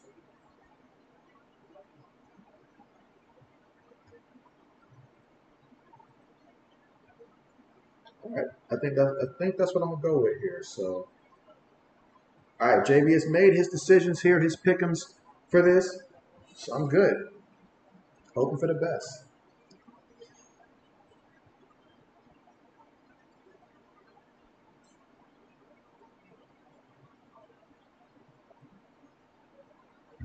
All right, so Lewis, I am on board with you. I am looking for an all defensive second half. Like make JB's night. Just go defense, defense, defense all the way. All right, let's see. Braden says Clemson needs to pull away. Matt says Texas of College going to be good. And so, what, you talking about the University of Texas? Are they going to be good? I'm going to be really intrigued to see the Texas versus Alabama game because it seems like Alabama has a lot of injuries in their secondary, which means that Texas quarterback should be able to complete some tough passes. He's going to be in situations where it's going to be 3rd and 8, 3rd and 7, and he's got to convert with pass rush coming at him. But if he can win those and convert on some key third downs, we could be in for a thriller.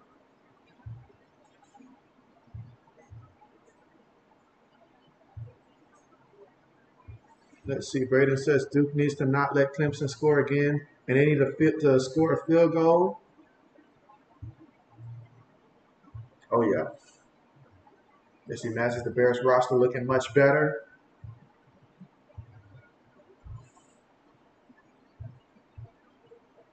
What are some additions to the Bears that you do like, Matt? Let us know a couple of additions to the Bears that you do like.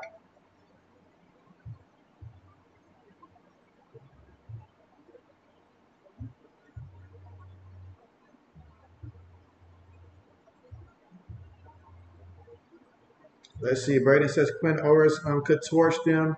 He was last year until he got hurt. And so, yes, yes. So I'm looking forward to that. I am looking forward to that. That should be a fun and exciting game. And again, that's why I'm streaming it next week because it should be an exciting game, honestly. Let's see. Matt says he's got the Panthers on winning 20-17. 20-17. Okay, okay. And again, I will try to get my pick'em video out on Wednesday. I'll try to do my pick'em. So be on the outlook come Wednesday.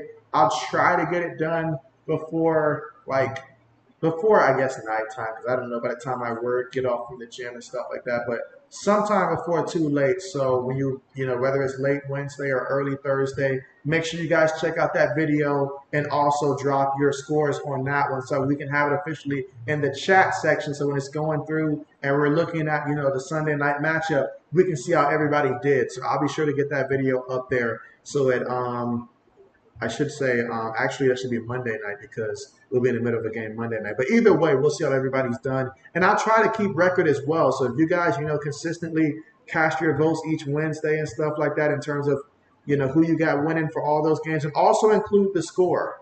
Include the score as well. And so let's see. Mav says, pick'em is my thing that you're good at. And so if that's the case, then please give JB some guidance here. Give JB some guidance. Let's see. Braden says scores and picks. And so, yeah, so basically this season, what my goal would be, because essentially we see the same core, essentially, and as we get new people, we can add them from whenever they start and stuff like that. But I do want to keep track of how everybody's does this year with our pick'ems. So on Wednesdays, I'll make a habit of posting, all of my pick'ems in terms of who I have winning. And on that same video, you guys just go to the comment section and get it done before we have kickoff that Sunday, because I will be checking the time. So if I see that it happens after kickoff and stuff like that on I guess on Thursday and stuff like that, then I'll be like, all right, now we can't count the Thursday. If it's Sunday, then at that point we can't count those. So if you wanted to count, get them in early. Let's see, Matt says Colin Mercedes good. And so, yes. This should be a fun second half. Let's see if the defense continues to prevail. Let's see, you say Edge, Pickens, good rookie. Yanich. And again, we are currently right now at the half.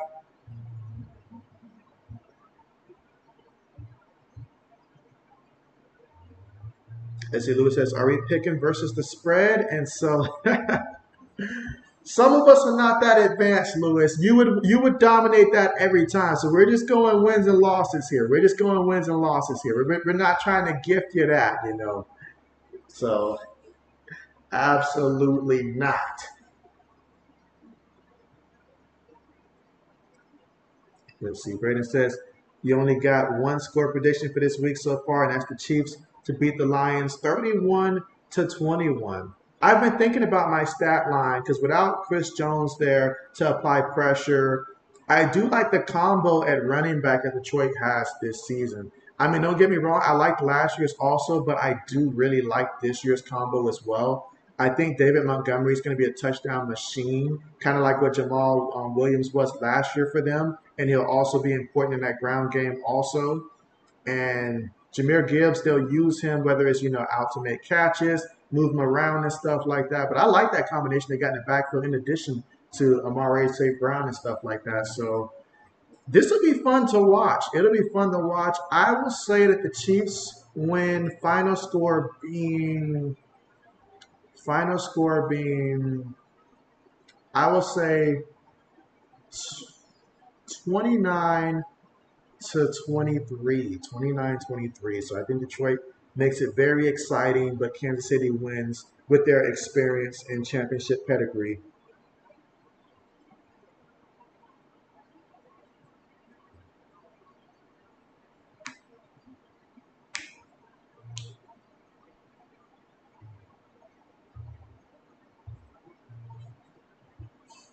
Let's see, Matt says Lions, Vikings, Bears, Packers.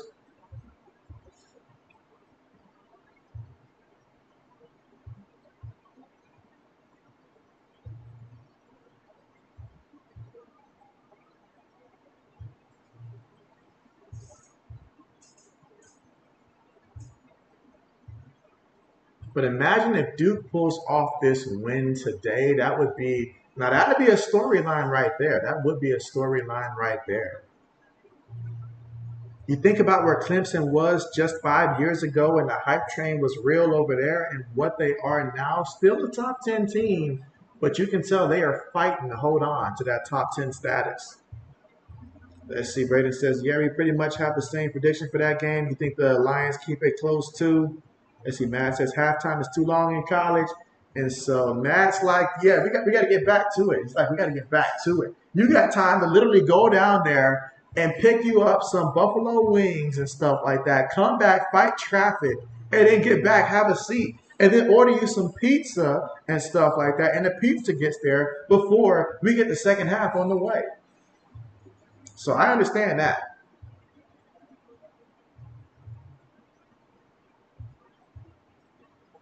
I am saddened that the long weekend for me is already over. I am saddened by that.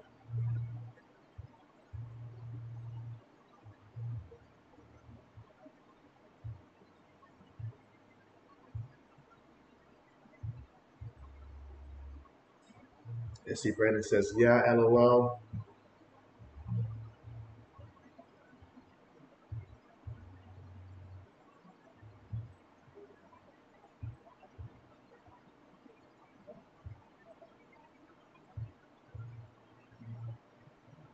Let's see, Matt says NFL players have enough time to touch the bench and jog back.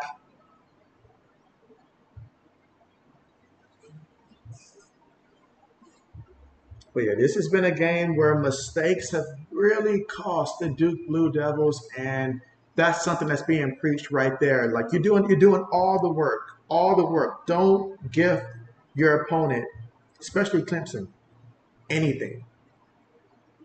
Let's see, Matt says Packers not gonna be pretty. He's saying that it's not gonna be pretty.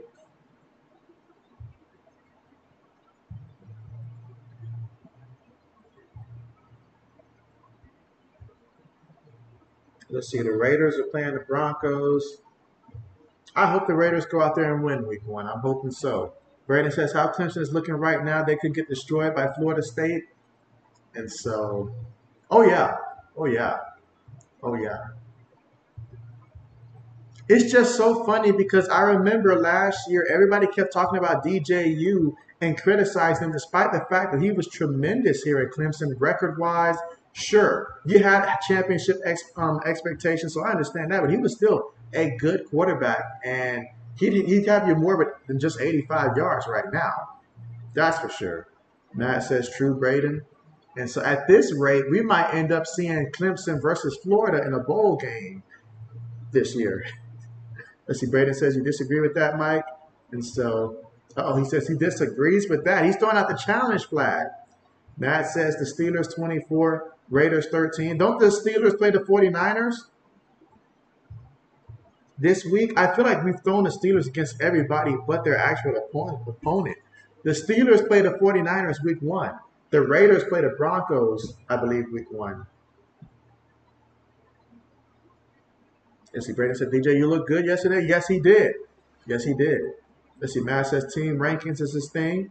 And so, it's funny because everybody in JB Nation, it's like we all specialize in something else, like we all specialize in something else. So as a unit, it makes us stronger, it makes us stronger. Whether it's Mike and his rankings and stuff, whether it's old man coming in with the news and stuff like that. We've got so many things here. Lewis and his bets and stuff like that, especially against the spread. So we've got a team here, guys. Like, I don't know if you noticed, but we've got a championship team. Matt says Broncos 17, Raiders 10. Ouch. That'll make Sean Payton happy.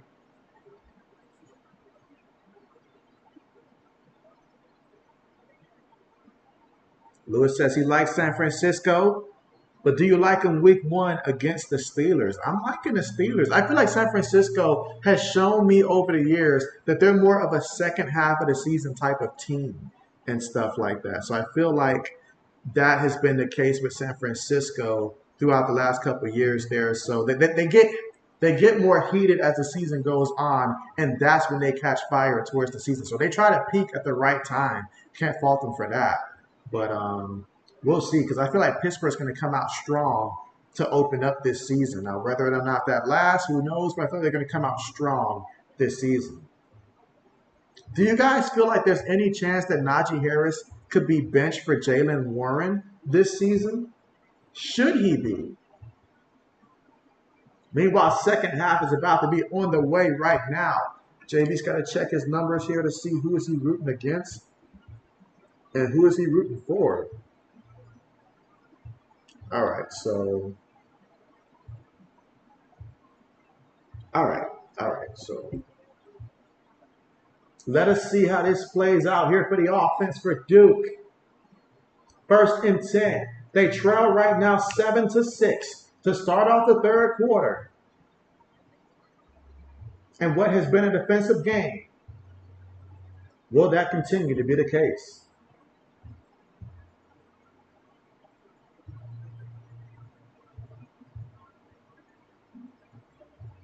Takes a snap. He's looking to pass. He's on the move. He's going to run. He's still running. Picked up some yards before going out of bounds.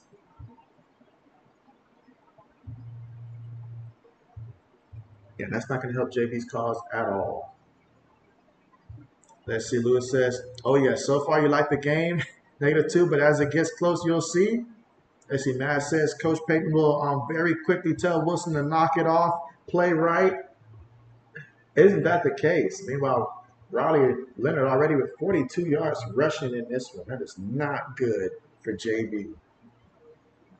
All right, here we go. 1st and 10.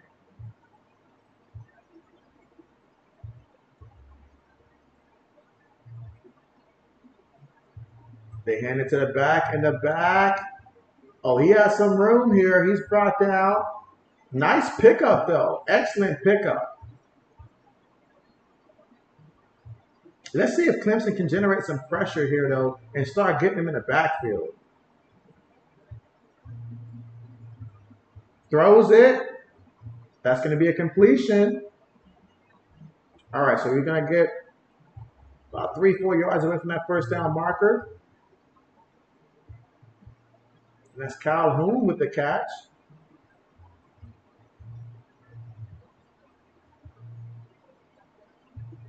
All right, we got 2nd and 3.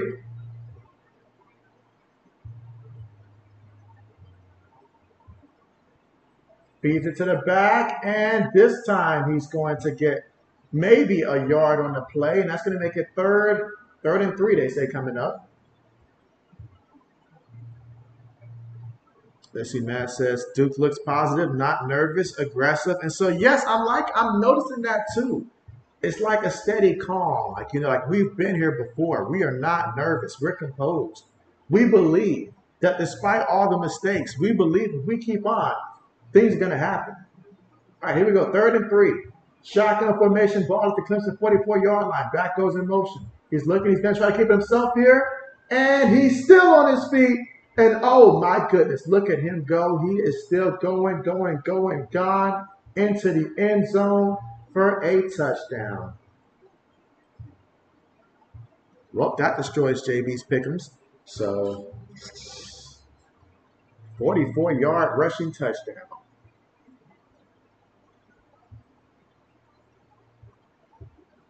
And so Duke takes the lead. Will they go for 2 to make it a touchdown game?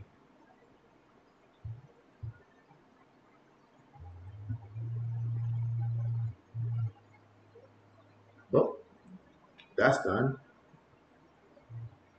That's 5 plays, 75 yards, 2 minutes and 20 seconds on time possession. Matt says you loved post game. Prime Sun said they were not that hard. I was expecting more. I played teams previous league harder. Was cool. And so, oh man. I mean, he's just saying the truth. TCU did not look like the TCU team from the year prior. You said this is unbelievable. Yeah, this is insane, guys. I mean, wow. Wow. That's all I can say is wow.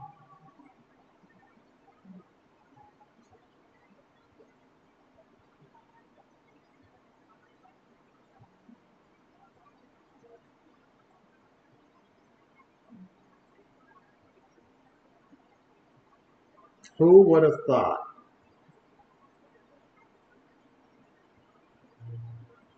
Who would have thought? What a play.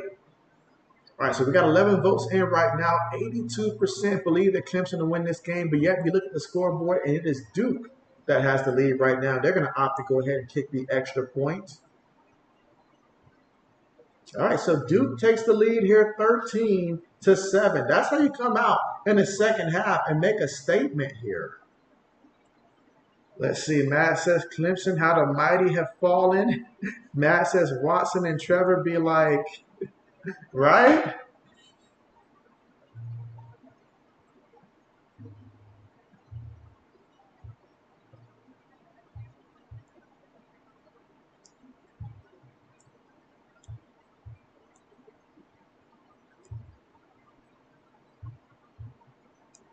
And again, we are currently right now at the commercial here because the first opening drive was a touchdown with Raleigh Leonard running it 44 yards into the end zone.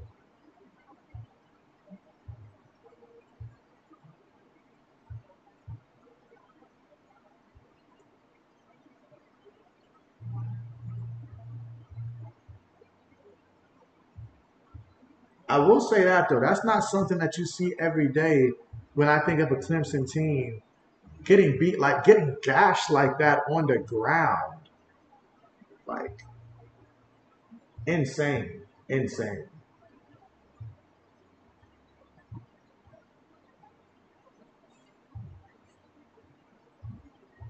We'll see how Clemson responds here.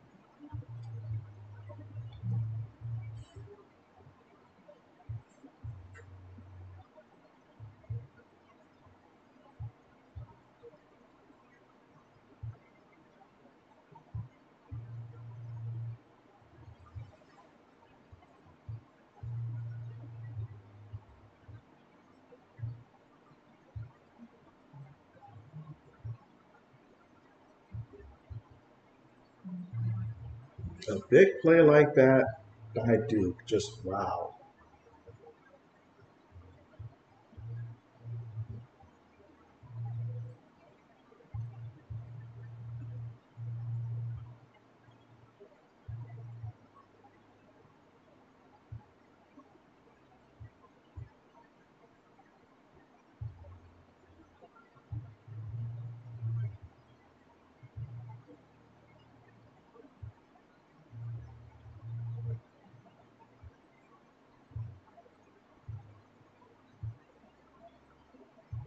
All right, so going to get ready for the kickoff here in the third quarter with 12 minutes and 40 seconds to go with Duke on leading this one 13-7. Kickoff on the way, no return. So now we'll see Clemson's offense for the first time in the second half. And so Magic Man, what's good? He says, how and why is Duke winning? He wants to know. I'll tell you exactly why. So Riley Leonard just busted a 44-yard run on Clemson. Duke has been dominating this game, to be honest with you. The only reason why Clemson has 7 points is because of a mistake that Duke made. Just picture everything that you envisioned that Clemson was going to do to Duke and know that it's been vice versa. It's been Duke doing this to Clemson. Why, you say? Well, Clemson is not the same Clemson of who they used to be. That's a fact. But Will Shipley, they say they still have him. And look at him running, getting a first down. Run him. Run him. He says he refuses to lose to Duke. Not while he's there. He said, what y'all do after him, that's on y'all. But he says not while he's in the backfield. Yet another carry.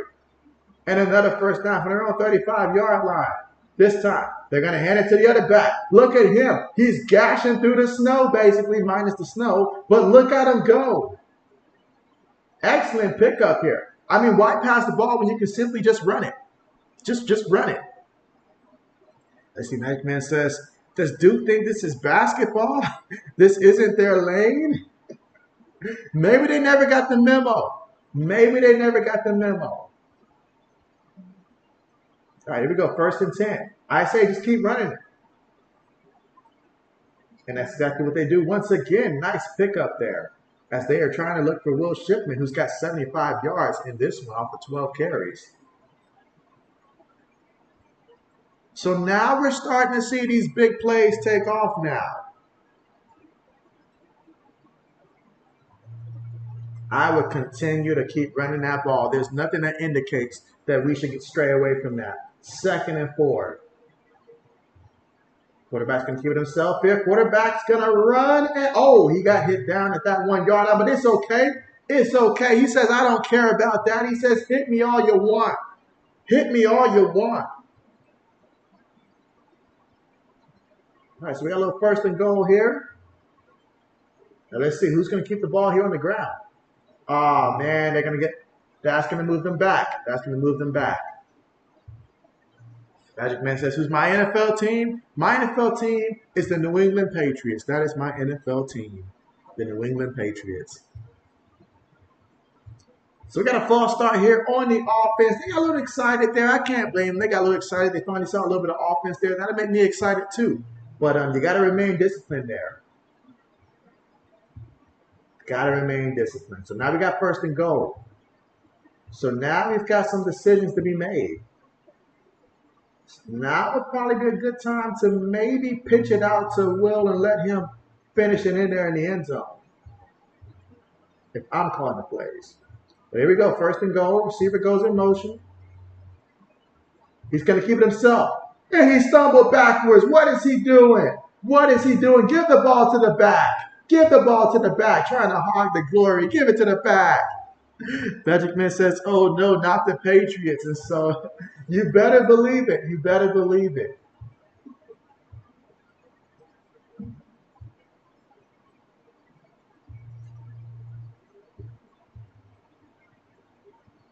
All right, here we go. So now we've got 2nd and goal for the offense.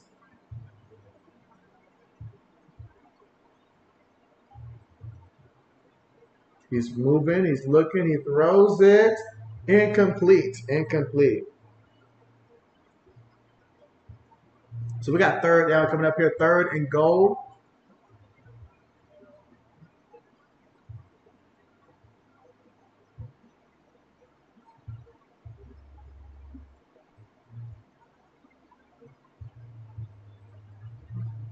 Again, here in the third quarter with 9 minutes and 52 seconds to go right now. Clemson with the football as they trail 13-7, but they're trying to change things here.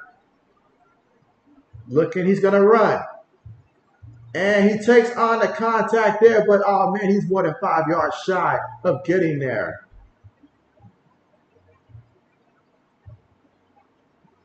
And so Club Nick did not like taking that hit right there. He got nicked up, you can say.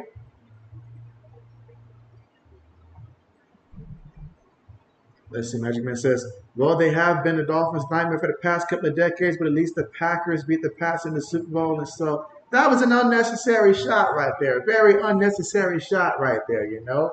I've got no quarrels with the Packers whatsoever. None whatsoever. And the team that I hate in the division is the Jets. I hate the Jets more than anything. Meanwhile, field goal, no good. So no good. All of that, and the drive stalls out for the offense there. So just when you thought Clemson might have been on the verge of being able to go out there and score, and they didn't. And Lewis is just sitting back, feeling cool right now, feeling good. Man. Man. Let's see. Magic Man says, well, they have been a Dolphins nightmare. You say, LOL. Yeah, the team I do not like is the Jets.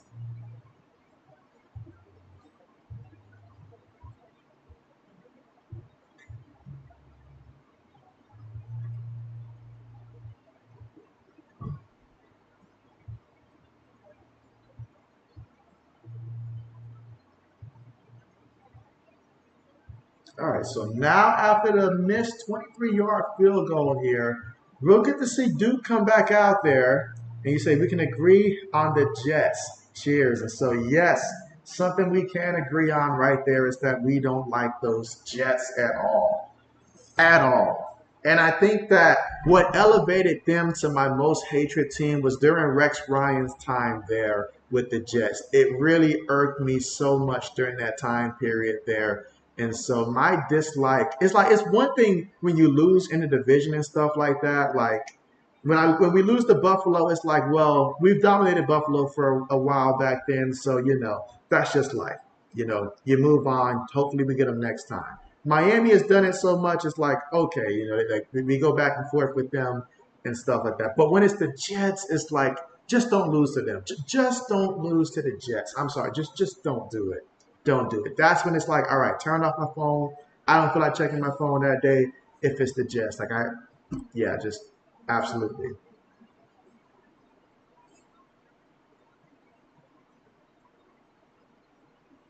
But again, we are currently right now here in the third quarter with 9 minutes and 30 seconds to go. Going to see what Duke does with the football when they come back. Let's see, Mitchman says, only thing that Akers ever did for me was find a home for that.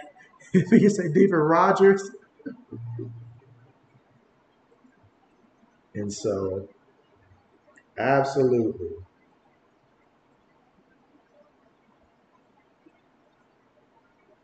All right, so what I need Leonard to find Jalen Calhoun for about a good 30-yard reception. If he can do that, that'll make me happy. If he finds them for 50, that'll make me even more happy. You say you will never forgive the Patriots for this snowplow nonsense. And so, hey, I mean, what can I say? It's a part of the game, right? Okay, maybe not, but I understand that. I understand that.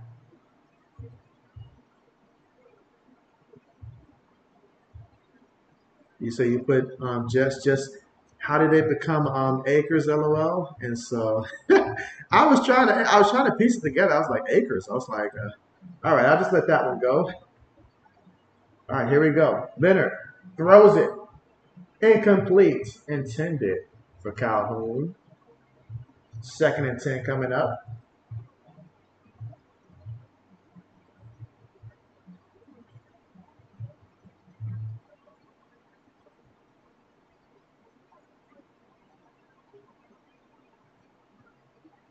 All right, so let's see if Calhoun can get. Oh, they're going to line him up in the backfield here.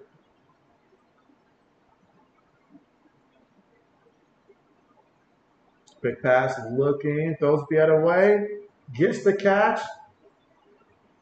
I picked up a couple yards on the play. Third down coming up.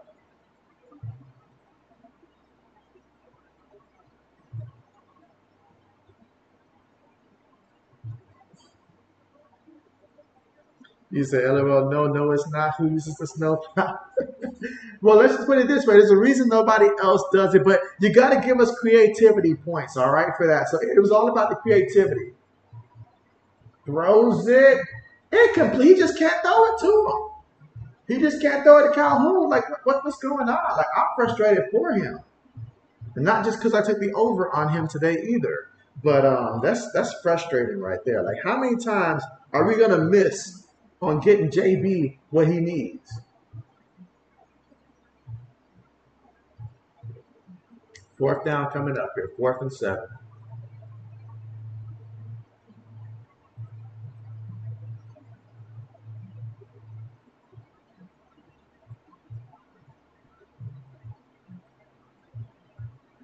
Punts on the way. Fair catch symbol. And it's going to be caught at his own 27.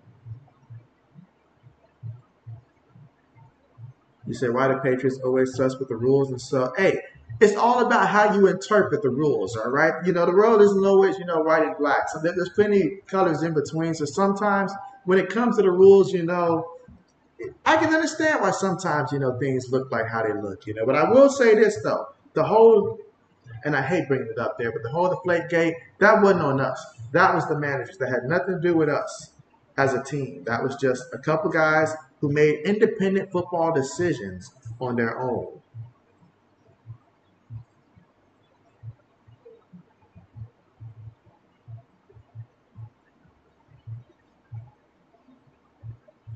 You say LOL?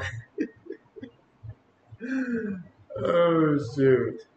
But yes, we are currently now at the commercial.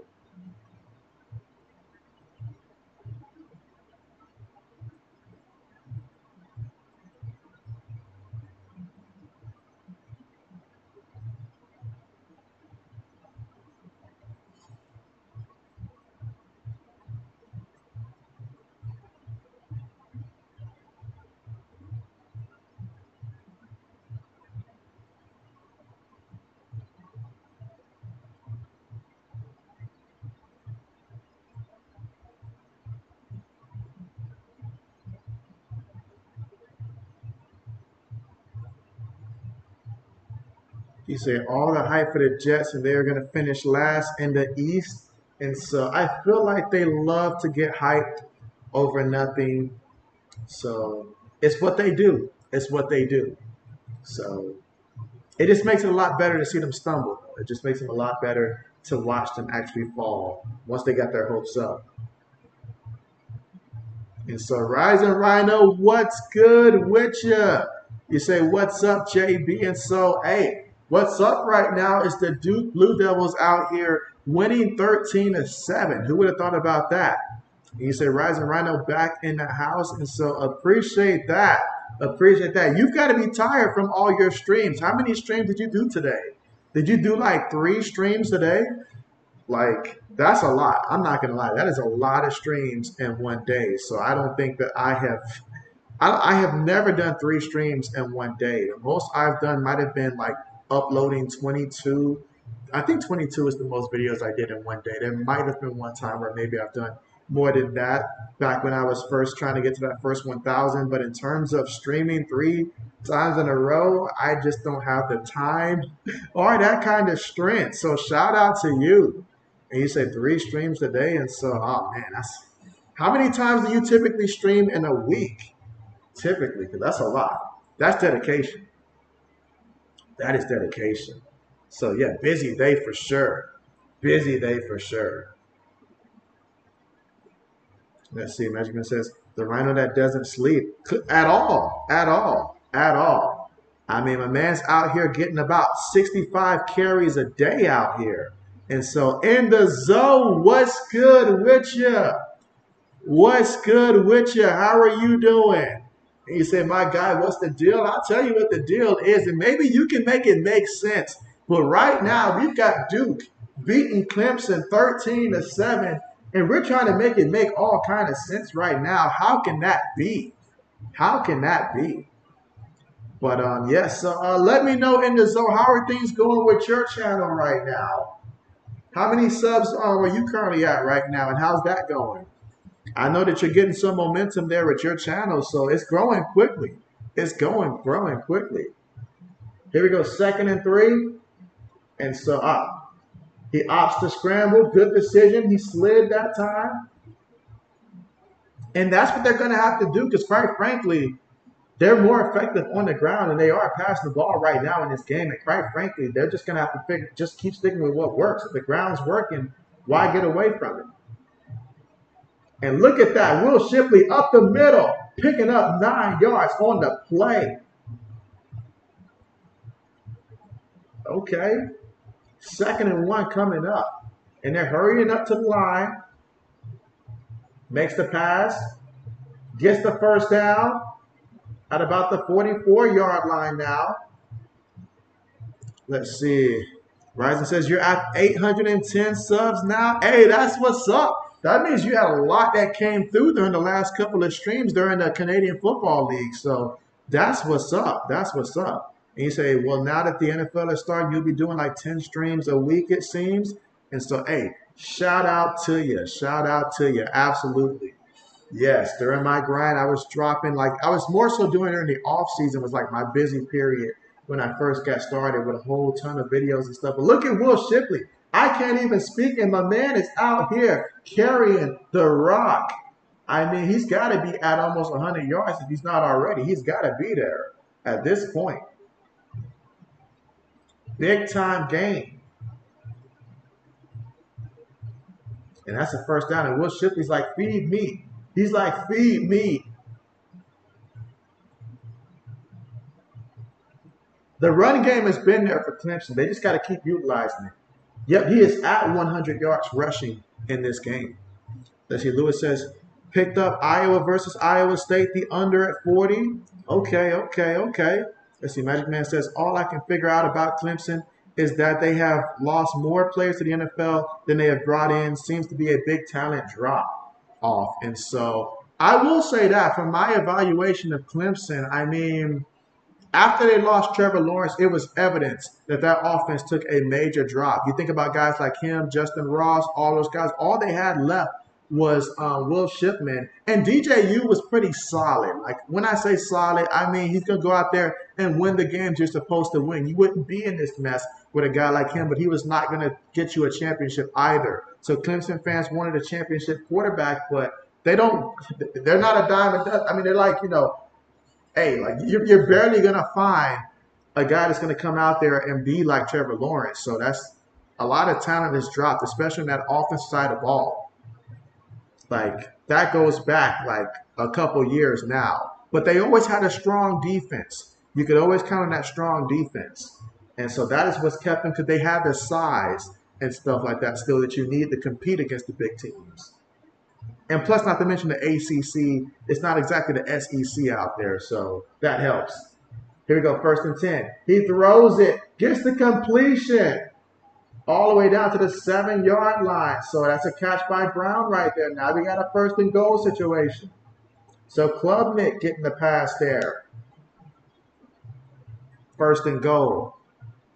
Let's see, Kenneth, what's good with you? How are you doing?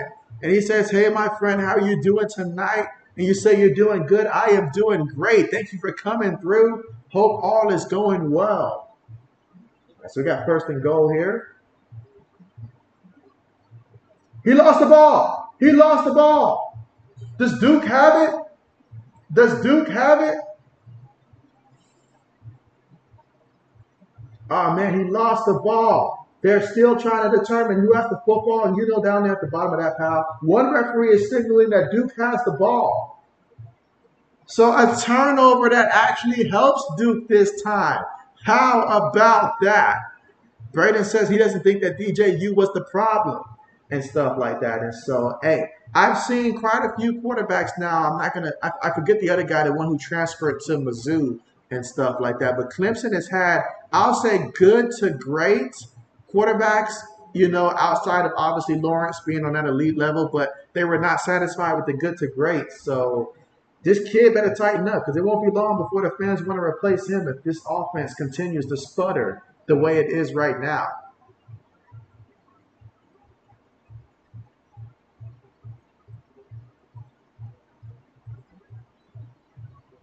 But man, this is not what you needed right now if you're a Clemson. All right, here we go for Duke. First and 10. Takes the snap, throws it, incomplete. Incomplete. But Lewis is happy about this. Lewis loves it. He absolutely loves it.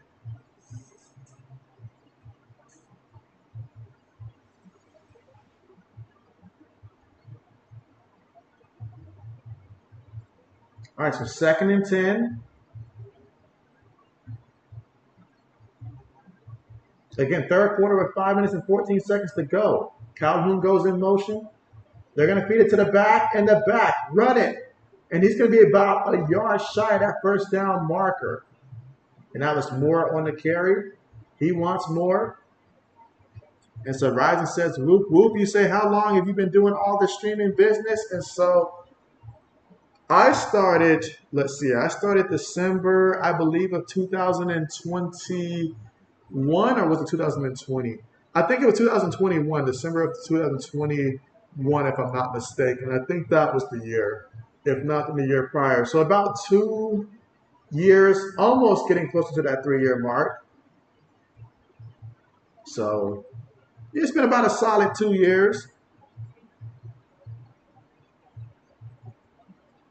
Oh yeah, so believe me, I remember starting off and then like watching channels like Jay in the Bay, reaching out to him and stuff like that. You know, he has a 49ers channel and stuff like that. So just, you know, and then Coach Dante, you know, checking out his streams and stuff like that. So those were some of the guys that I first, when I was getting started, reached out to. Both me and the Sports Blitz at the same time grew our channels together and stuff like that to get to that 1,000 mark. And so it's been a very fun journey, honestly. All right, punts on the way. All right, gets pinned down at the 39-yard line, so that is where they'll take over here with the football after the punt by Duke. Lewis says my drinks taste sweeter, and so I bet.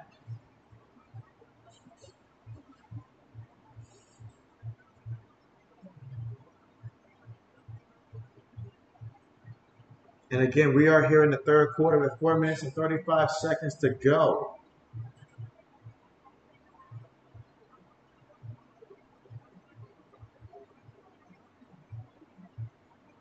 All right, they're going to line up in the shotgun here.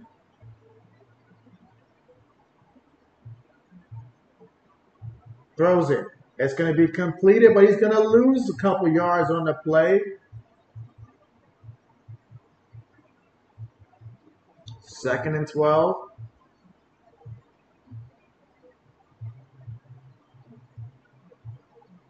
Now there is a penalty here, and that's going to be offsides there against Duke. Duke just shooting themselves in the foot here.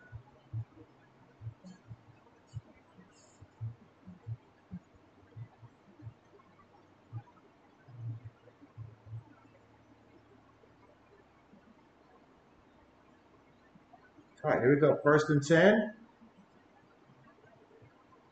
Takes a snap, gives it to the back, and the back is going to get close to that first down marker. I believe he was short. Second and 1 coming up.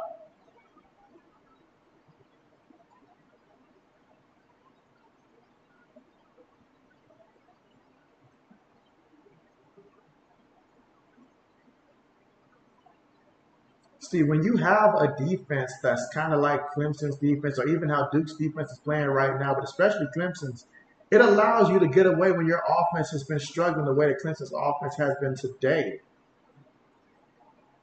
But they pick up the first down there. Collins with the catch.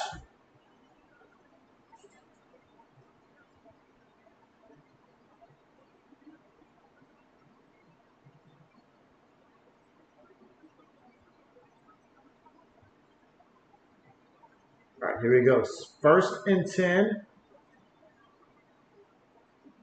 Takes the snap.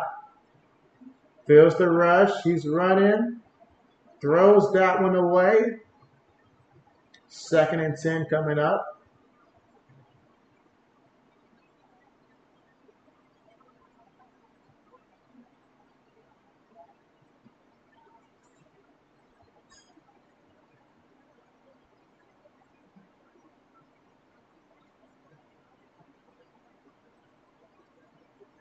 All right, substitutions made here for Duke defensively. All right, so second and 10. Let's see if they look to get back to the ground here. He throws it to Will Shipley, and he gets pushed out of bounds around the first down marker. So this offense moving right now. Let's see, Magic Man says, after this week of football, you're convinced they would rank the Rams until after the first full week. So you're convinced that they would rank Rams until the first full week.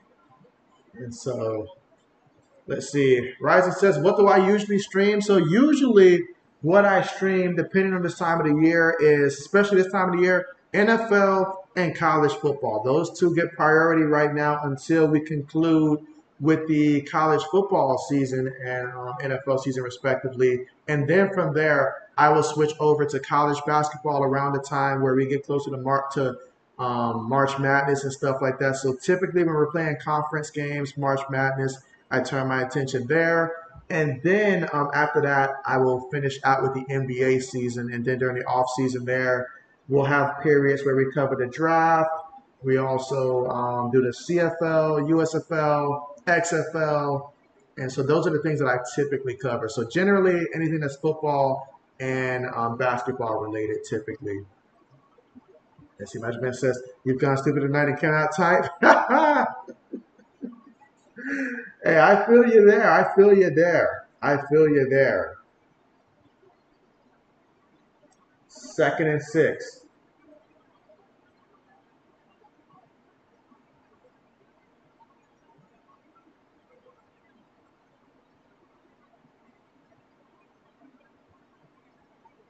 Takes the snap, throws it, incomplete. Incomplete. Third down coming up here, 3rd and 6.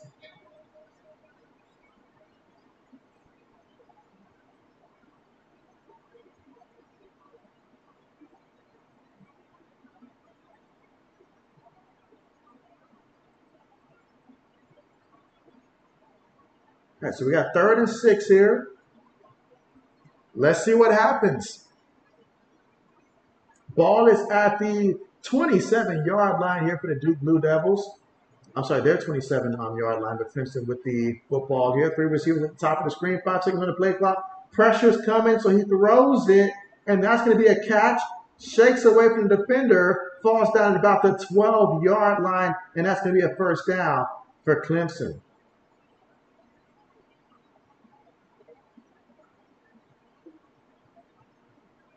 All right, here we go. 1st and 10. Oh, that could be a free play right there. The cornerback was certainly offsides there. Let's see if they called that or not, but it looks like we got away with it. You don't see a corner lined up offside very often like that.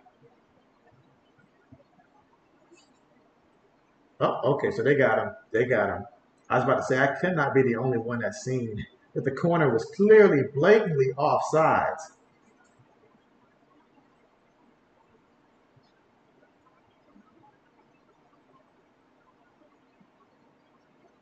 All right, so we got 1st and 5 right now. Clock is running here for the 3rd quarter. They will have to run one more play. 1st and 5.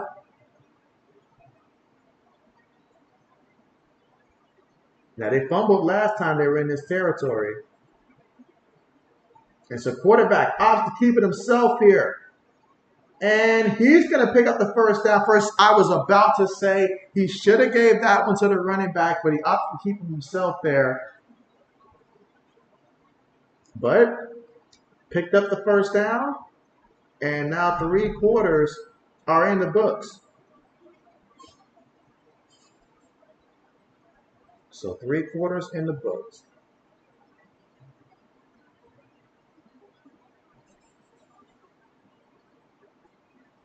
All right, so let's see. JB's going to check his numbers on the game, and let's just say this game plan is not going according to plan here.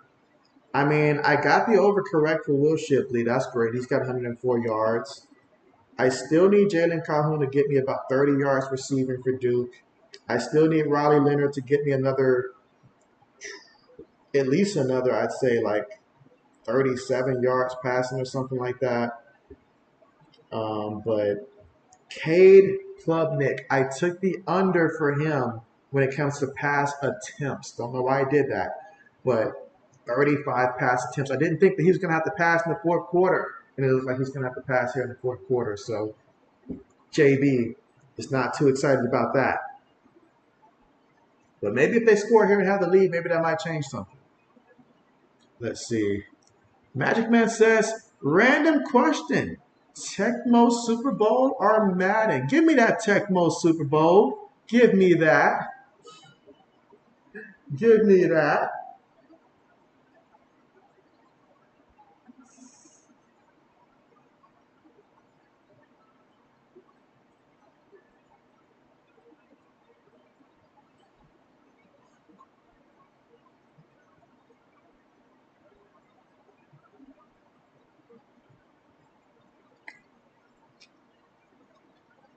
All right, so we got 3/4 in the book. Let's see. Magic Man says, awesome. Absolutely. Absolutely. And again, 3/4 in the books right now.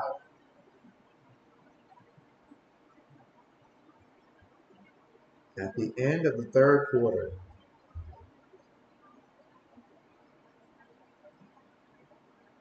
Let's see, Magic Man says, when does college expand to playoffs? So after this season, and so basically this is the last season in which the college football playoffs, as we know it, along with many of the conferences, will be how it is. So basically, next year, we're going to get the whole brand new expansion of the college playoffs, the new alignments, and not to mention the new college football game in which JB is looking forward to. And I hope that is cross system play. I really hope that is cross system play because I am looking forward to that. I'm not going to lie. I may not be gaming a lot right now, but you give me an up to date college football game that is good and everything that I'm looking for, I will invest time in that. Best believe that.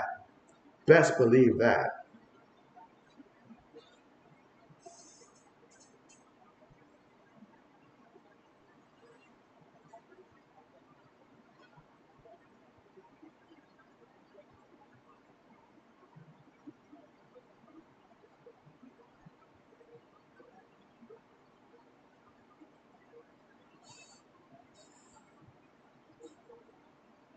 And again, we are currently right now at the commercial.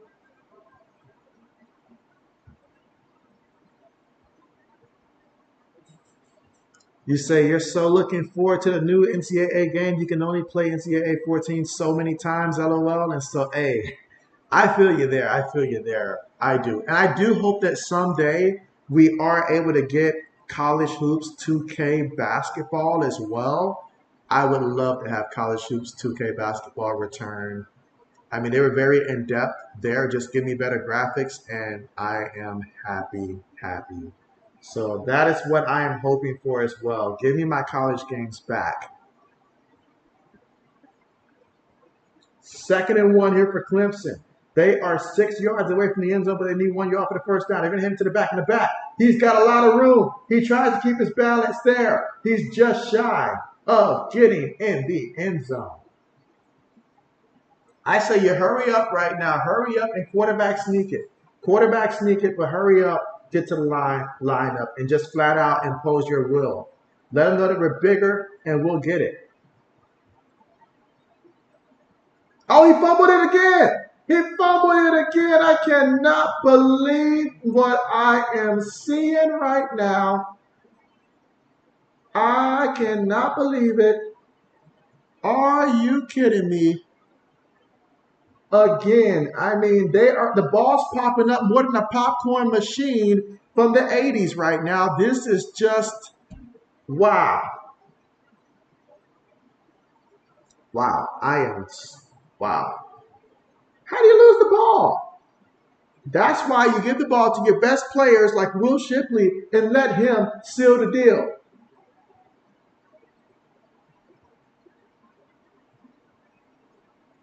Wow. It's like there's a barrier preventing Clemson from getting to that end zone. Wow. Let's see. Magic Man says, I would like to see the NCAA game allow you to import your draft classes into Madden like the last one. And so, yes, yes. That plus the My Player mode where we start off at the college level and let me actually finish my senior year for a change. Oh, yes. Oh, yes. All right, so here we go. First and 10. So if that's how the game's going to go, I need Duke to do me a solid right now and throw a deep pass to Calhoun for about 50 yards. Do me that one solid.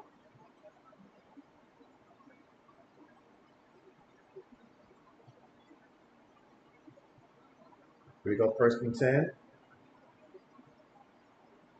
Hands the ball to the back, and the back is going to pick up some yards here to make it about 2nd and 6 coming up. You say a little popcorn machine for the 80s? How long till Clemson is wearing Zubas and drinking Pepsi Clear? Not very long with this. Not very long at all. I tell you what, this is not a good look. If you've got recruits coming out to the game and stuff like that, and you're trying to sell them that Clemson is still a team to beat, I don't know about this. 2nd and 6. Oh, we're going to have a penalty here. That's going to back them up 5 yards.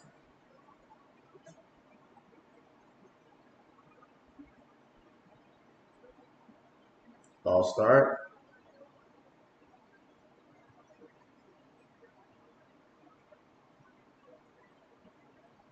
Second and 11 coming up.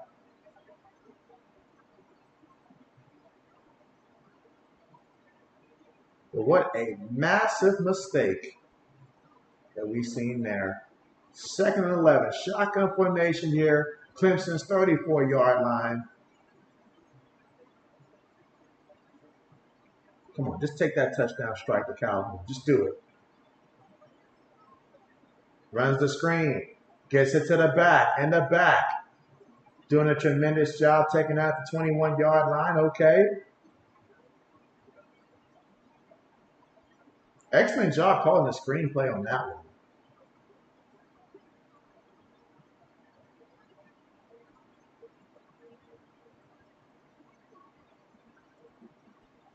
Let's see. Magic Man says, how is Clemson ranked number 9? The same way that TCU was ranked 17. Off of reputation and what they've done in the past. That's basically it. But shout out to Duke right now. 22-yard line of Clemson, 1st and 10. Receiver goes in motion. They're going to hand it to the back, and the back is going to pick up 2 yards on the play. So clearly, Clemson's thinking about Duke is thinking about the clock right now. They are trying to wear down this clock as much as they can and ideally try to score and leave as little time remaining as possible.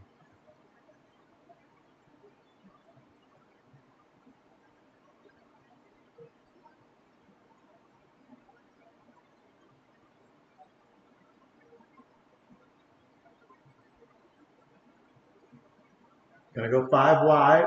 Let's see if he tries to run it here. Throws it.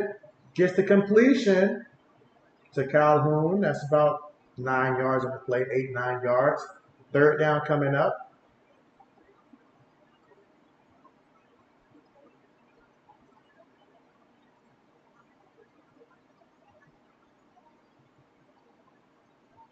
So we got 3rd and 1.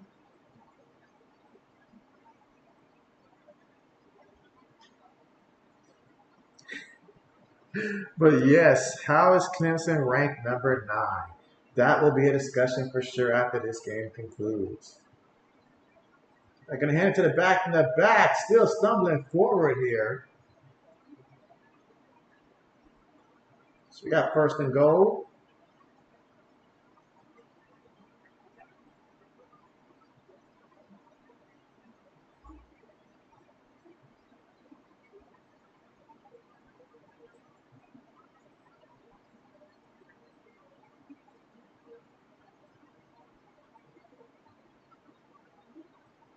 All right, so we're going to line up in the shotgun.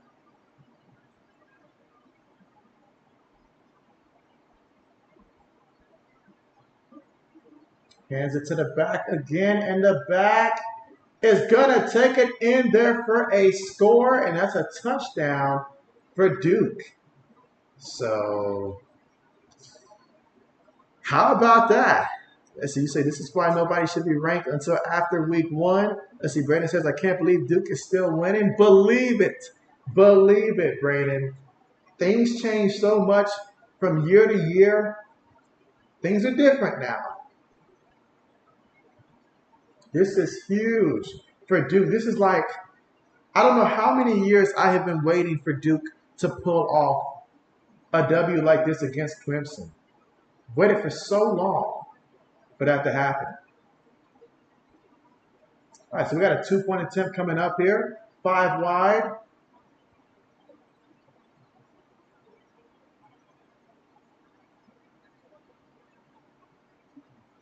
Throws it and gets the completion there and a 2-point conversion. So Duke up 21-7 over number 9 ranked Clemson. Braden says, wow, he cannot believe it. He cannot believe it. That's right. These are the same Duke Blue Devils that many of us thought that the score would be the opposite right now. Maybe, like, I really was expecting Clemson would be up 21-7 at this point of the game. But that wasn't meant to be.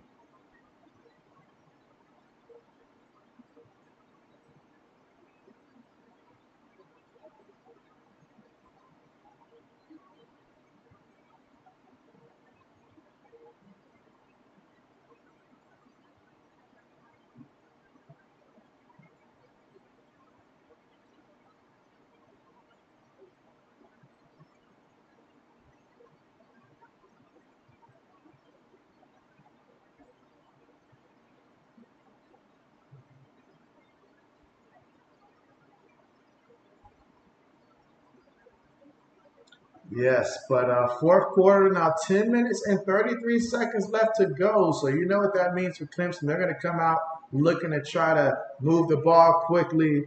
As Lewis says, I said first to 25 wins. Well, do you think somebody's going to reach 25? He said might not need to get. He says he might not need to get to 25 to get that W.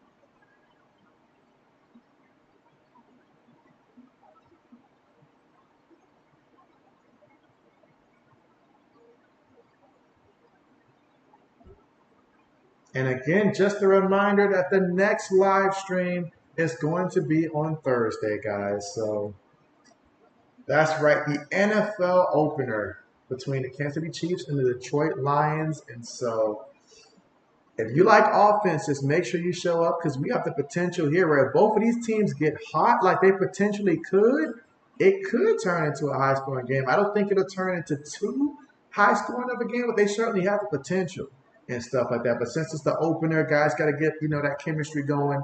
We will see. Let's see. Magic Man says if Clemson loses, move them down to Division 2A. This is embarrassing. 9th ranked team, and so now let's be reasonable. Now let's not overjump it. Let's give Duke some credit. Now they came and they were confident. They never wavered, and even when things looked bad, even when they turned the ball over, they didn't put their head down. They continued to fight because they believe Clemson. As we know, Clemson every year they lose some talent, but Duke had a lot of returning players come back from last year. And as we know in college football, when you have a lot of guys coming back from the previous season, that's just so big. That's so big. It gives you an advantage. So, but shout out to Duke. I'll be the first to say that I did not expect Duke to come out and do this. Can Duke remain this good and maybe Duke challenge Florida State for the ACC this year in North Carolina? Let's see. Let's see.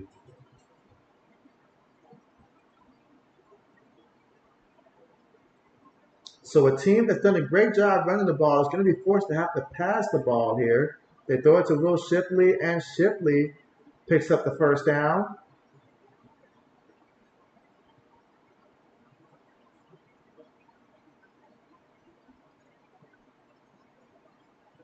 You said, can anyone name 3 players from Duke in the NFL? Ooh, 3 players from Duke that's currently right now in the NFL. That's a good question. That's a very good question there. If anybody else would like to chime in right now, now's the time. And so that pass incomplete.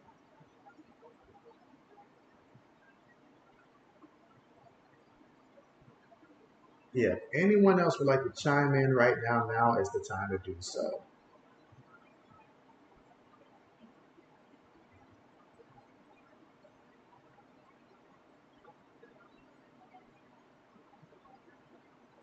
Second and 10. Gives it to Shipley, and Shipley is going to get brought down just shy of that first down marker.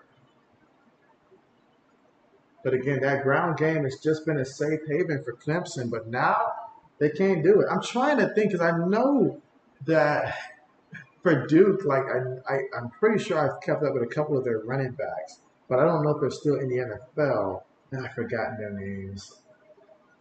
Hands it to the back again. The back's going to get the first down.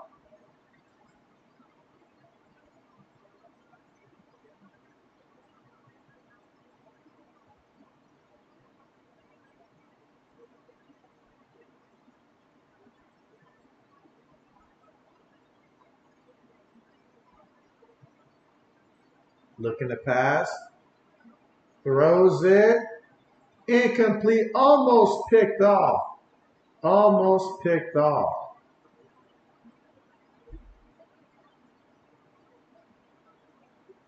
Let's see. Matt says, can't believe this. Let's see. Braden says, Daniel Jones, Jamison Crowder, and let's see, Laken Tomlinson. And so, now, did you Google that, Braden? I forgot all about Daniel Jones. I had forgotten all about him. Any player wearing a Giant jersey, I forget about them completely. Second and 10, makes the pass. Picks up about 3 yards on the play. Third down coming up. And Shipley's going to make his way to the sideline here on third down.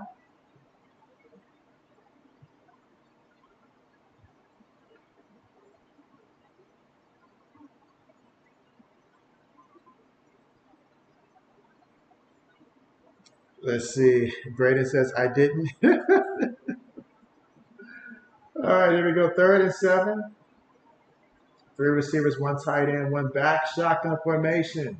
Defense sending pressure. He throws it, and that's going to be incomplete. Incomplete, which is going to bring up 4th down.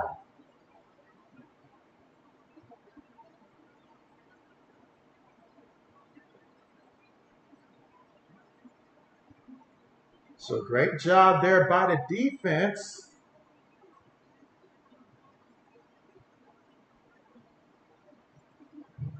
So Dabo Swinney's going to have his squad prepare to go for it here on 4th down.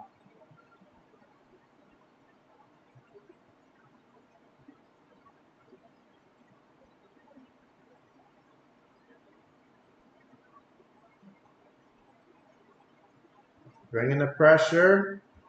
He's moving. He's scrambling.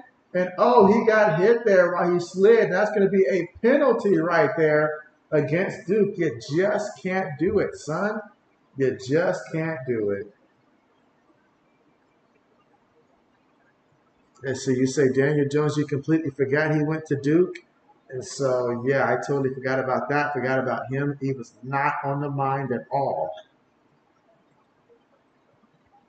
And so, us, what's good with you? And you say Clemson is so overrated.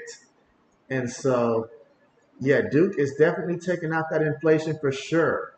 For sure. But man, we've seen the decline of the offense, but I feel like now it's just finally settling in. And it takes a loss like this to a team like Duke for the whole world to see it. Because right now they have the primetime game. So, wow, this is look at that. His coach is fired up. Like you just love it, love it, love it. And so you say Kansas is going to win the Natty, and so okay, bet, bet, bet. But how are you doing?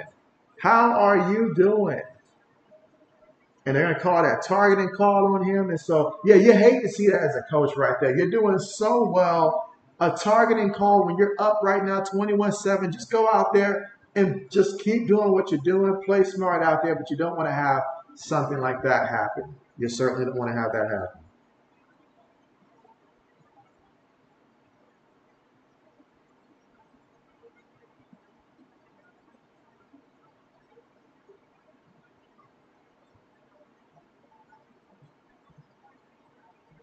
You say, nah, just kidding. You think Georgia, you're a Kansas fan. And so, hey, that's what's up. Represent your team. They had a good season last year. How many returning starters do you guys have coming back from last year? And any new transfers?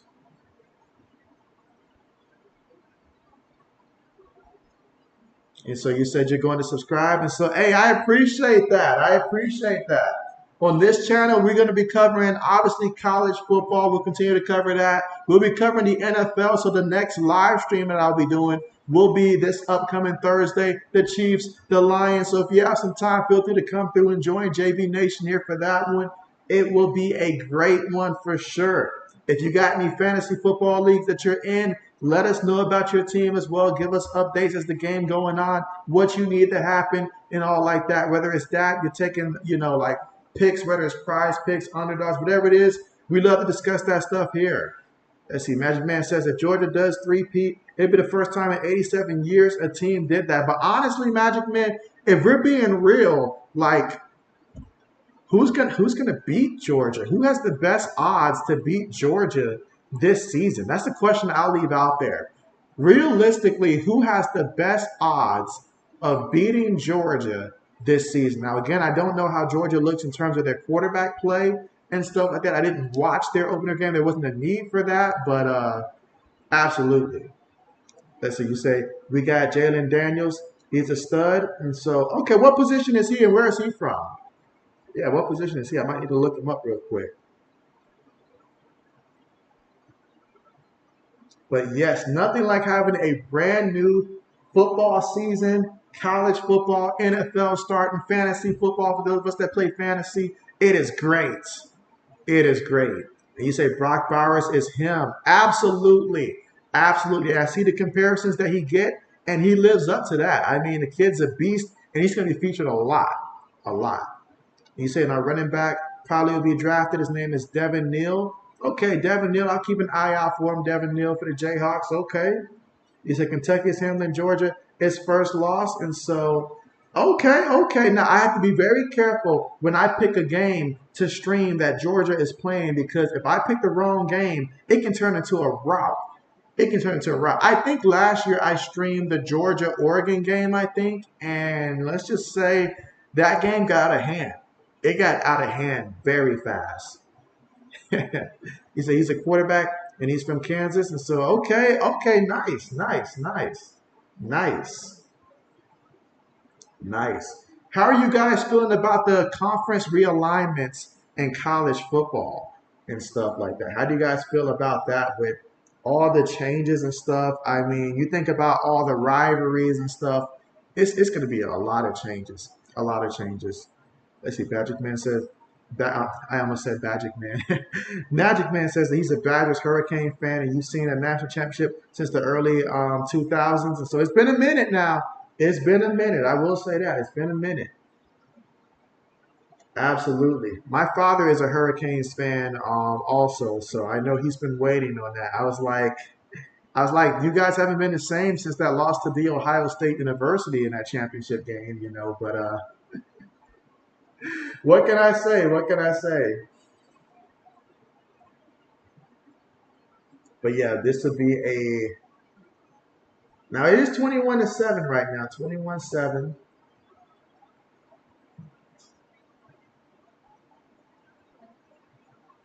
Let's see. Measurement says LOL. Let's say. Says. I was just gonna say. Well, you said they don't they have to play USC or no? Not this year, but obviously once we get the new conference alignment, I imagine that Wisconsin will be playing USC each year because I would have to guess that they would have to put USC on the opposite side of the division. I don't know how the division's going to line up completely, but I envision that USC and UCLA should probably end up on Wisconsin's side of the division. But I'm pretty sure some teams will be swapped also. But yes, that'll be a matchup we'll continue to see starting next year with Wisconsin and USC. And so, but yeah, that should be it. You say, oh no, because of the conference split up. Well, I didn't mean to say that. I was like, that's brutal. That is brutal.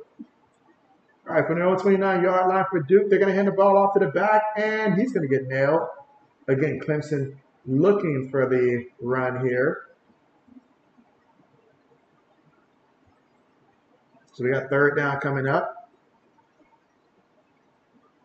So 3rd and 9. And JB's just hoping for one deep pass, just one more deep pass real quick to Calhoun. But then I would need Clemson to take out their quarterback, which is not going to happen. So let's see. Lewis says Devin Hester Hurricane. Again, Lewis is a Bears fan. 3rd and 9. Takes the snap, looking, throws it, gets the catch. Calhoun, got to stay on your feet, buddy.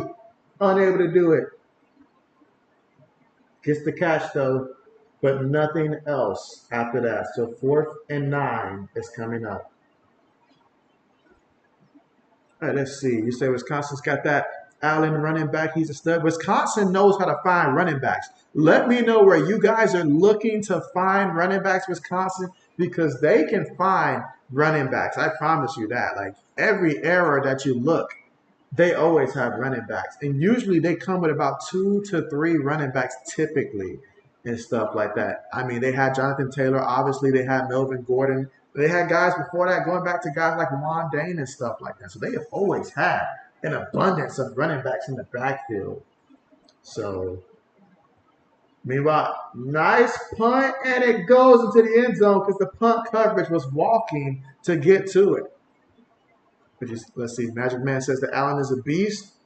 Okay, what team am I a fan of? I am a fan of the Ohio State Buckeyes. So, yes, an Ohio State Buckeye fan. So, I know all about Wisconsin running backs. That I do. That I do. But, yes, Buckeyes fan all the way. Already missing C.J. Stroud, though. Already.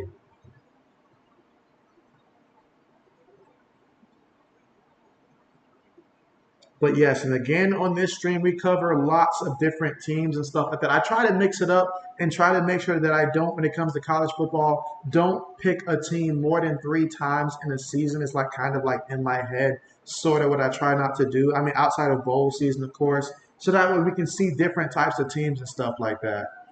Let's see, you say no offense. You hate the Buckeyes, but they are really good. And so I respect that. I respect that. I respect that. I understand that. Let's see. Magic Man says Patriots and the Buckeyes. Come on, man. Right? That's a combination for you. That's a combination for you. So clearly that tells you that 2002 was the year that I got into football. And those happen to be pretty good years for Patriots and the Buckeyes, both respectively. So absolutely. Oz says they're good every year. You say you want the underdogs to win, so you hate Georgia. Let's see. Magic Man says refs gave that championship to Ohio State against Miami. And so, hey, I've seen the referees make a lot of mistakes. And after I saw the Rams versus the Saints and that call was a non-call, everything after that, hey, we know it's a part of the game. Officials are a part of the game. And so as every coach tells their player, which I don't believe, but I still say it because it's my best case in this one, don't leave it in the hands of the officials. It's that simple. Don't leave it in the hands of the official. Do your work early so it never comes down to an officiating call. That's what they say. That's the offsets, but I think they winning. Marvin Harrison, he is him. Thank you. Absolutely. Marvin Harrison Jr. is that dude. He is that dude. Absolutely.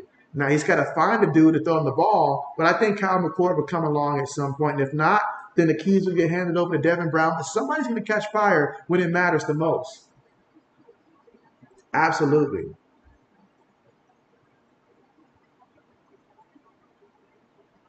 Absolutely. But tell me this, Oz, who do you hate more? Do you hate Ohio State more or do you hate Michigan more? Who do you hate more, Ohio State or Michigan? Of those two teams particularly, who just irks you more? And why do I feel like you're going to say Ohio State?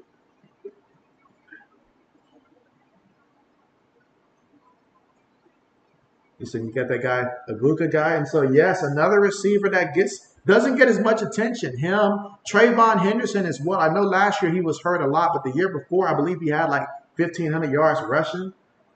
But here goes Clemson, throws it. That's going to be incomplete.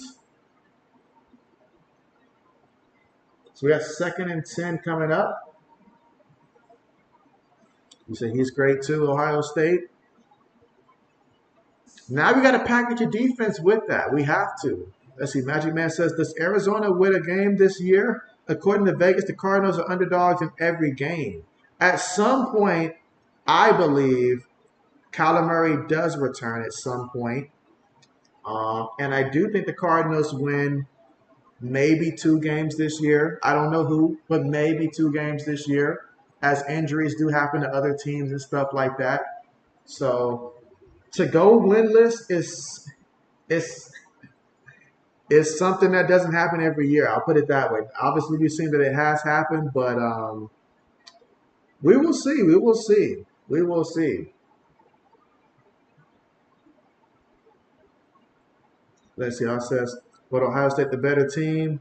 You say even though Blake Corum and the other guy are a great backfield, and so hey, they do have a great combination. And this is the most stacked team I've seen Michigan have since you got to go super early 2000. Just all the returning guys that they have, insane.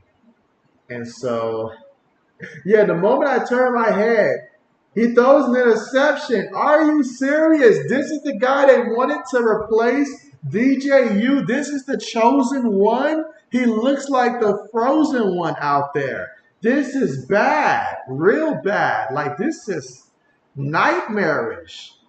Now, sure, I could be overreacting here. It's just the first week of the season. I mean, I will say this, though. Last year, I was leaping for joy to see Notre Dame struggle last year and stuff like that when they lost those games, especially to Marshall. I was livid during that right there. Like, I was bringing it all out during that time. The only time I can recall myself ever rooting for Notre Dame was when they played against Alabama in the championship. I think that's the only time I was really rooting for Notre Dame, really. But other than that, it was just like it felt good to see them get humbled like that. Let's see. Magic Man says, Clemson, what are you doing? And so, yeah, that is my line right there. Clemson, what are you doing? Lewis says he was wrong. Clemson played worse than TCU. And so, you know what? You know what? I got to do it. I got to do it. I got to do it now. I just got an idea, courtesy of Lewis here. So since we streamed all of these games, and if you're a fan of these teams, just please cover your eyes. But all right, 1 second, guys.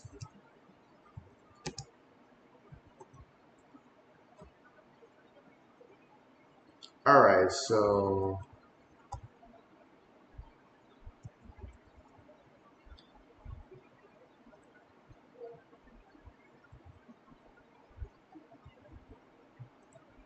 all right, let me change the question a bit.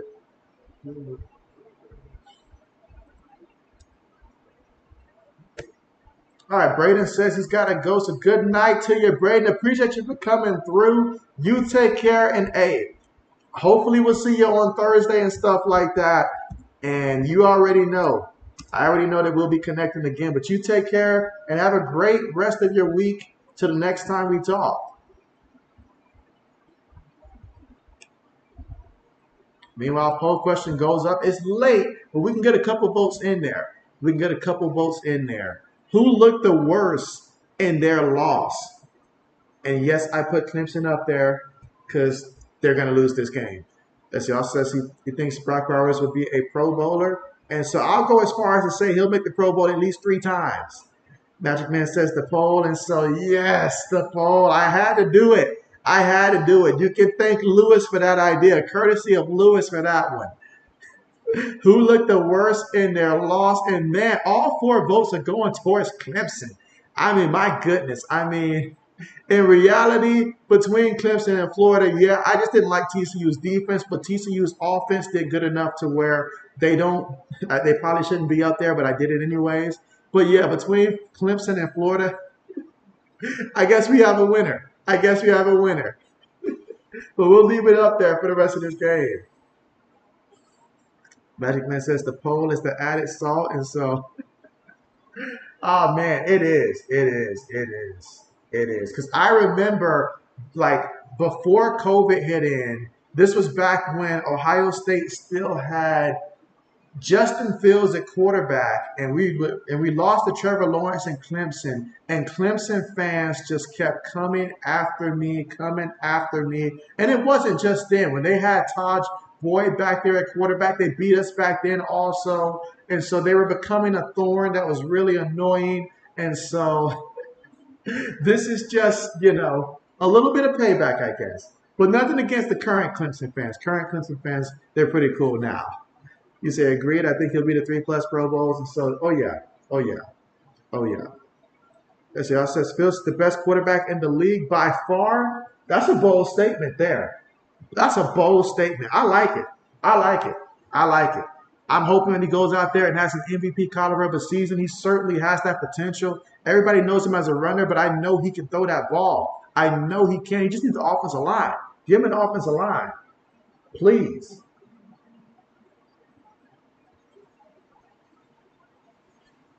But man, Clemson made a lot of mistakes now. A lot of mistakes. Lewis says record improving to 11-2. I got to get like Lewis here. I got to get like him. You say, nah, Bears fans, you're just kidding. Giving false hope. But I do hope that Fields goes out there and has an MVP caliber of the season, though. I really do. Like, go out there and show that, him and C.J. Stroud, go out there and please, let's get rid of the narrative that quarterbacks from Ohio State cannot play. I remember once upon a time, they had that narrative about quarterbacks who came from Cal before Aaron Rodgers showed up and stuff like that. They thought the quarterbacks couldn't throw from Cal. I believe Oregon was also in that list at one point in time. All right, so they got the 2-yard pickup on the quarterback keeper there for Duke. You say Fields is the stud, though. You say this is his year to show out, though. He got weapons like DJ Moore. He needs to show like he's a passer. Yes, I'm telling you, if you give him an offensive line to where he doesn't have to run for his life, he will do just that. I watched games like when he played the Dolphins last year, and that was a close game that came down to the wire. But towards the end, he's over there running for his life, trying to make a difficult pass on the run on a 4th down and can't do it. And so he needs time from the offensive line. They hand the ball to the back, and look, we might get another touchdown possibly. We do. Another touchdown for Duke. If you're watching right now in the background, you got to press that Clemson button right now in the poll. Just go ahead and press it right now. Because, even if you're a Clemson fan right now, you have to admit this loss looks pretty bad. Like, it looks bad.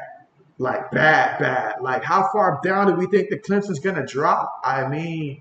Realistically, trying not to overreact, they better not be ranked anything higher than 18 right now. They better not be. Even that is pretty, like, I probably would drop them personally to 22 and stuff like that. Then move Duke maybe to 21, but or 20, but they got to drop. And so, Oz says, yay. Lewis says, Duke with a statement. That's right. Duke is like, keep scoring. I'm sorry. Lewis is like, keep scoring, Duke. He wants to see Duke keep scoring. Let's see. Magic Man says, I envy Bears fan. Every year they keep partying like it's 1985. And so, yes, absolutely.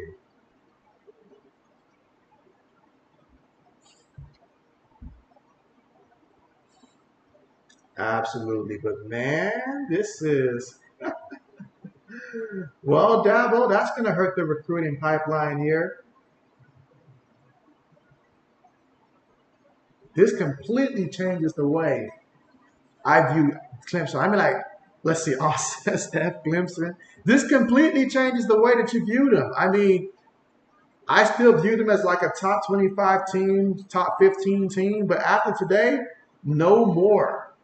I think this officially knocks them down to the ranks of the commoner teams at this point. I don't know how else to put it, but a loss like this can devastate recruiting. You're going to see a lot of guys transferring out, a lot of guys who are young recruits. You're going to this game right here is going to have actions. Let them go out there and get handed a couple more losses this season, and yeah, they're about to experience some things here. They're about to experience a lot of things, kind of like what we saw Oklahoma experience last year. Listen, you said guess who beat Duke last year? Did the Hurricanes beat Duke last year? Because I feel like I'm always picking on my dad about Duke upsetting the Hurricanes and stuff like that. But did the Hurricanes beat them? Let's see. Magic Man says Clemson playing in the Family Dollar Bowl in January. Hey, wow! How the mighty has fallen. So many of us have been waiting for the day that we can see Alabama fall to this level. I'm not going to lie. So many of us are waiting for that to happen.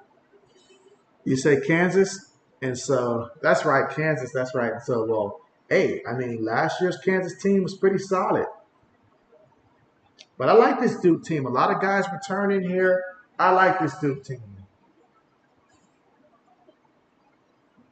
As for Dabo, how about that? First conference game and you take a L like this. Goes the ball, gets the catch here. Brought down from his own 41-yard line.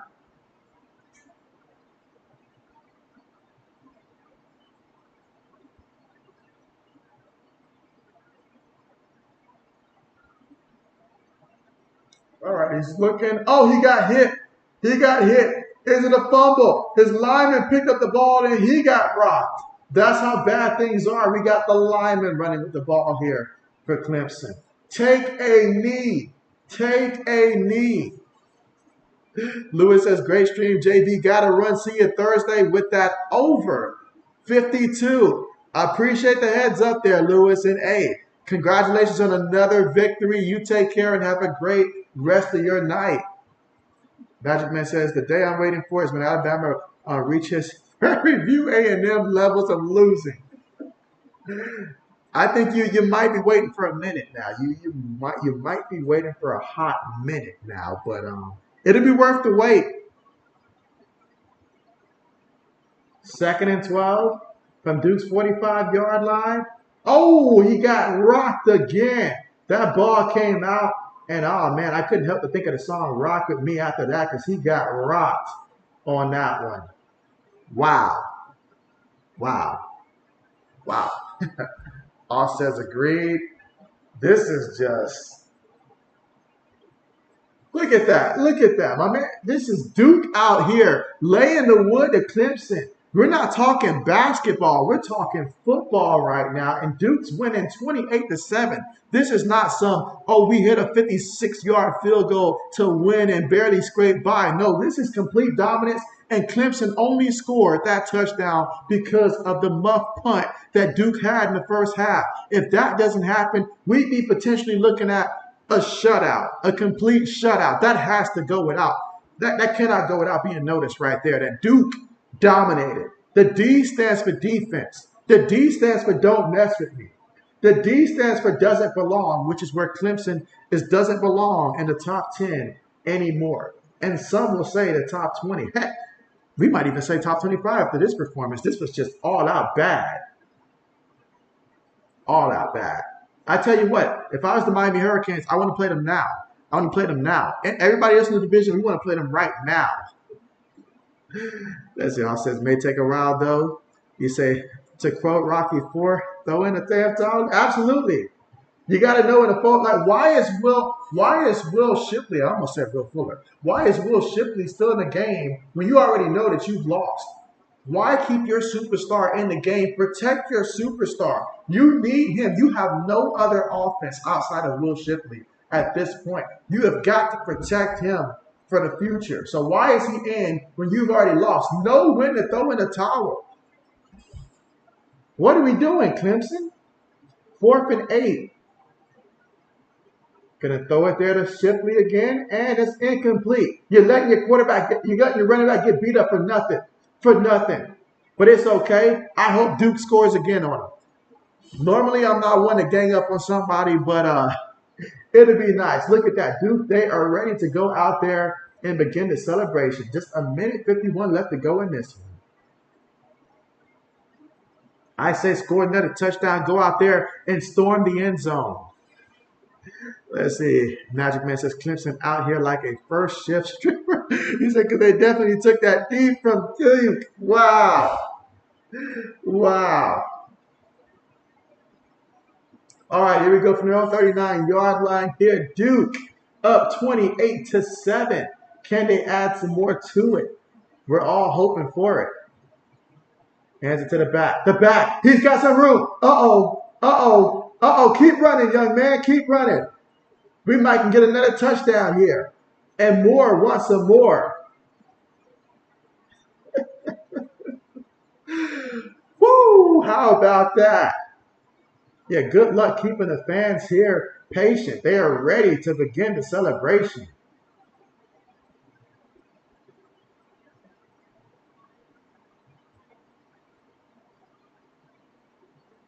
They are ready to begin, and they have got to wait another minute, 41 seconds. Is it time to rush out the field like Aaron Donald? Oh, yeah, somebody's getting ran over today. Best believe that. Let's see, Magic Man says, Duke shattered Clemson mystique tonight. Absolutely. There are games that you can always point to where it's like, man, this is where, like, the mystique fell off and stuff like that. Like, this is where it all came crumbling down. And the truth came out. And we realize who they really are. This is who they really are. They are not the Clemson of old anymore. Instead, they are just a Clemson team that just has a name, and even that won't feel the same anymore.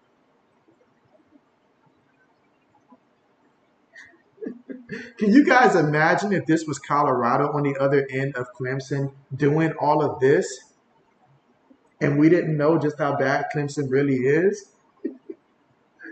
Wow. This is why you love college football here. Let's see, says, I always think, like, what if someone drops their phone or something like that? They ain't getting it back.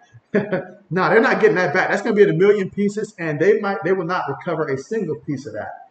But here we go. Duke is going to go out there and do the honorable thing. See, if I was on a video game, I would not do that. I'd try to score another touchdown. But, hey, they dominated this game. The committee has to see that. Duke will be in the top 25. Best believe that. What a dominating win. And not Clemson out the top 25. I mean, that was just downright pathetic. I'm sorry. Downright pathetic. Let's see. Magic Man says, if Colorado did this to Clemson, ESPN would have a meltdown.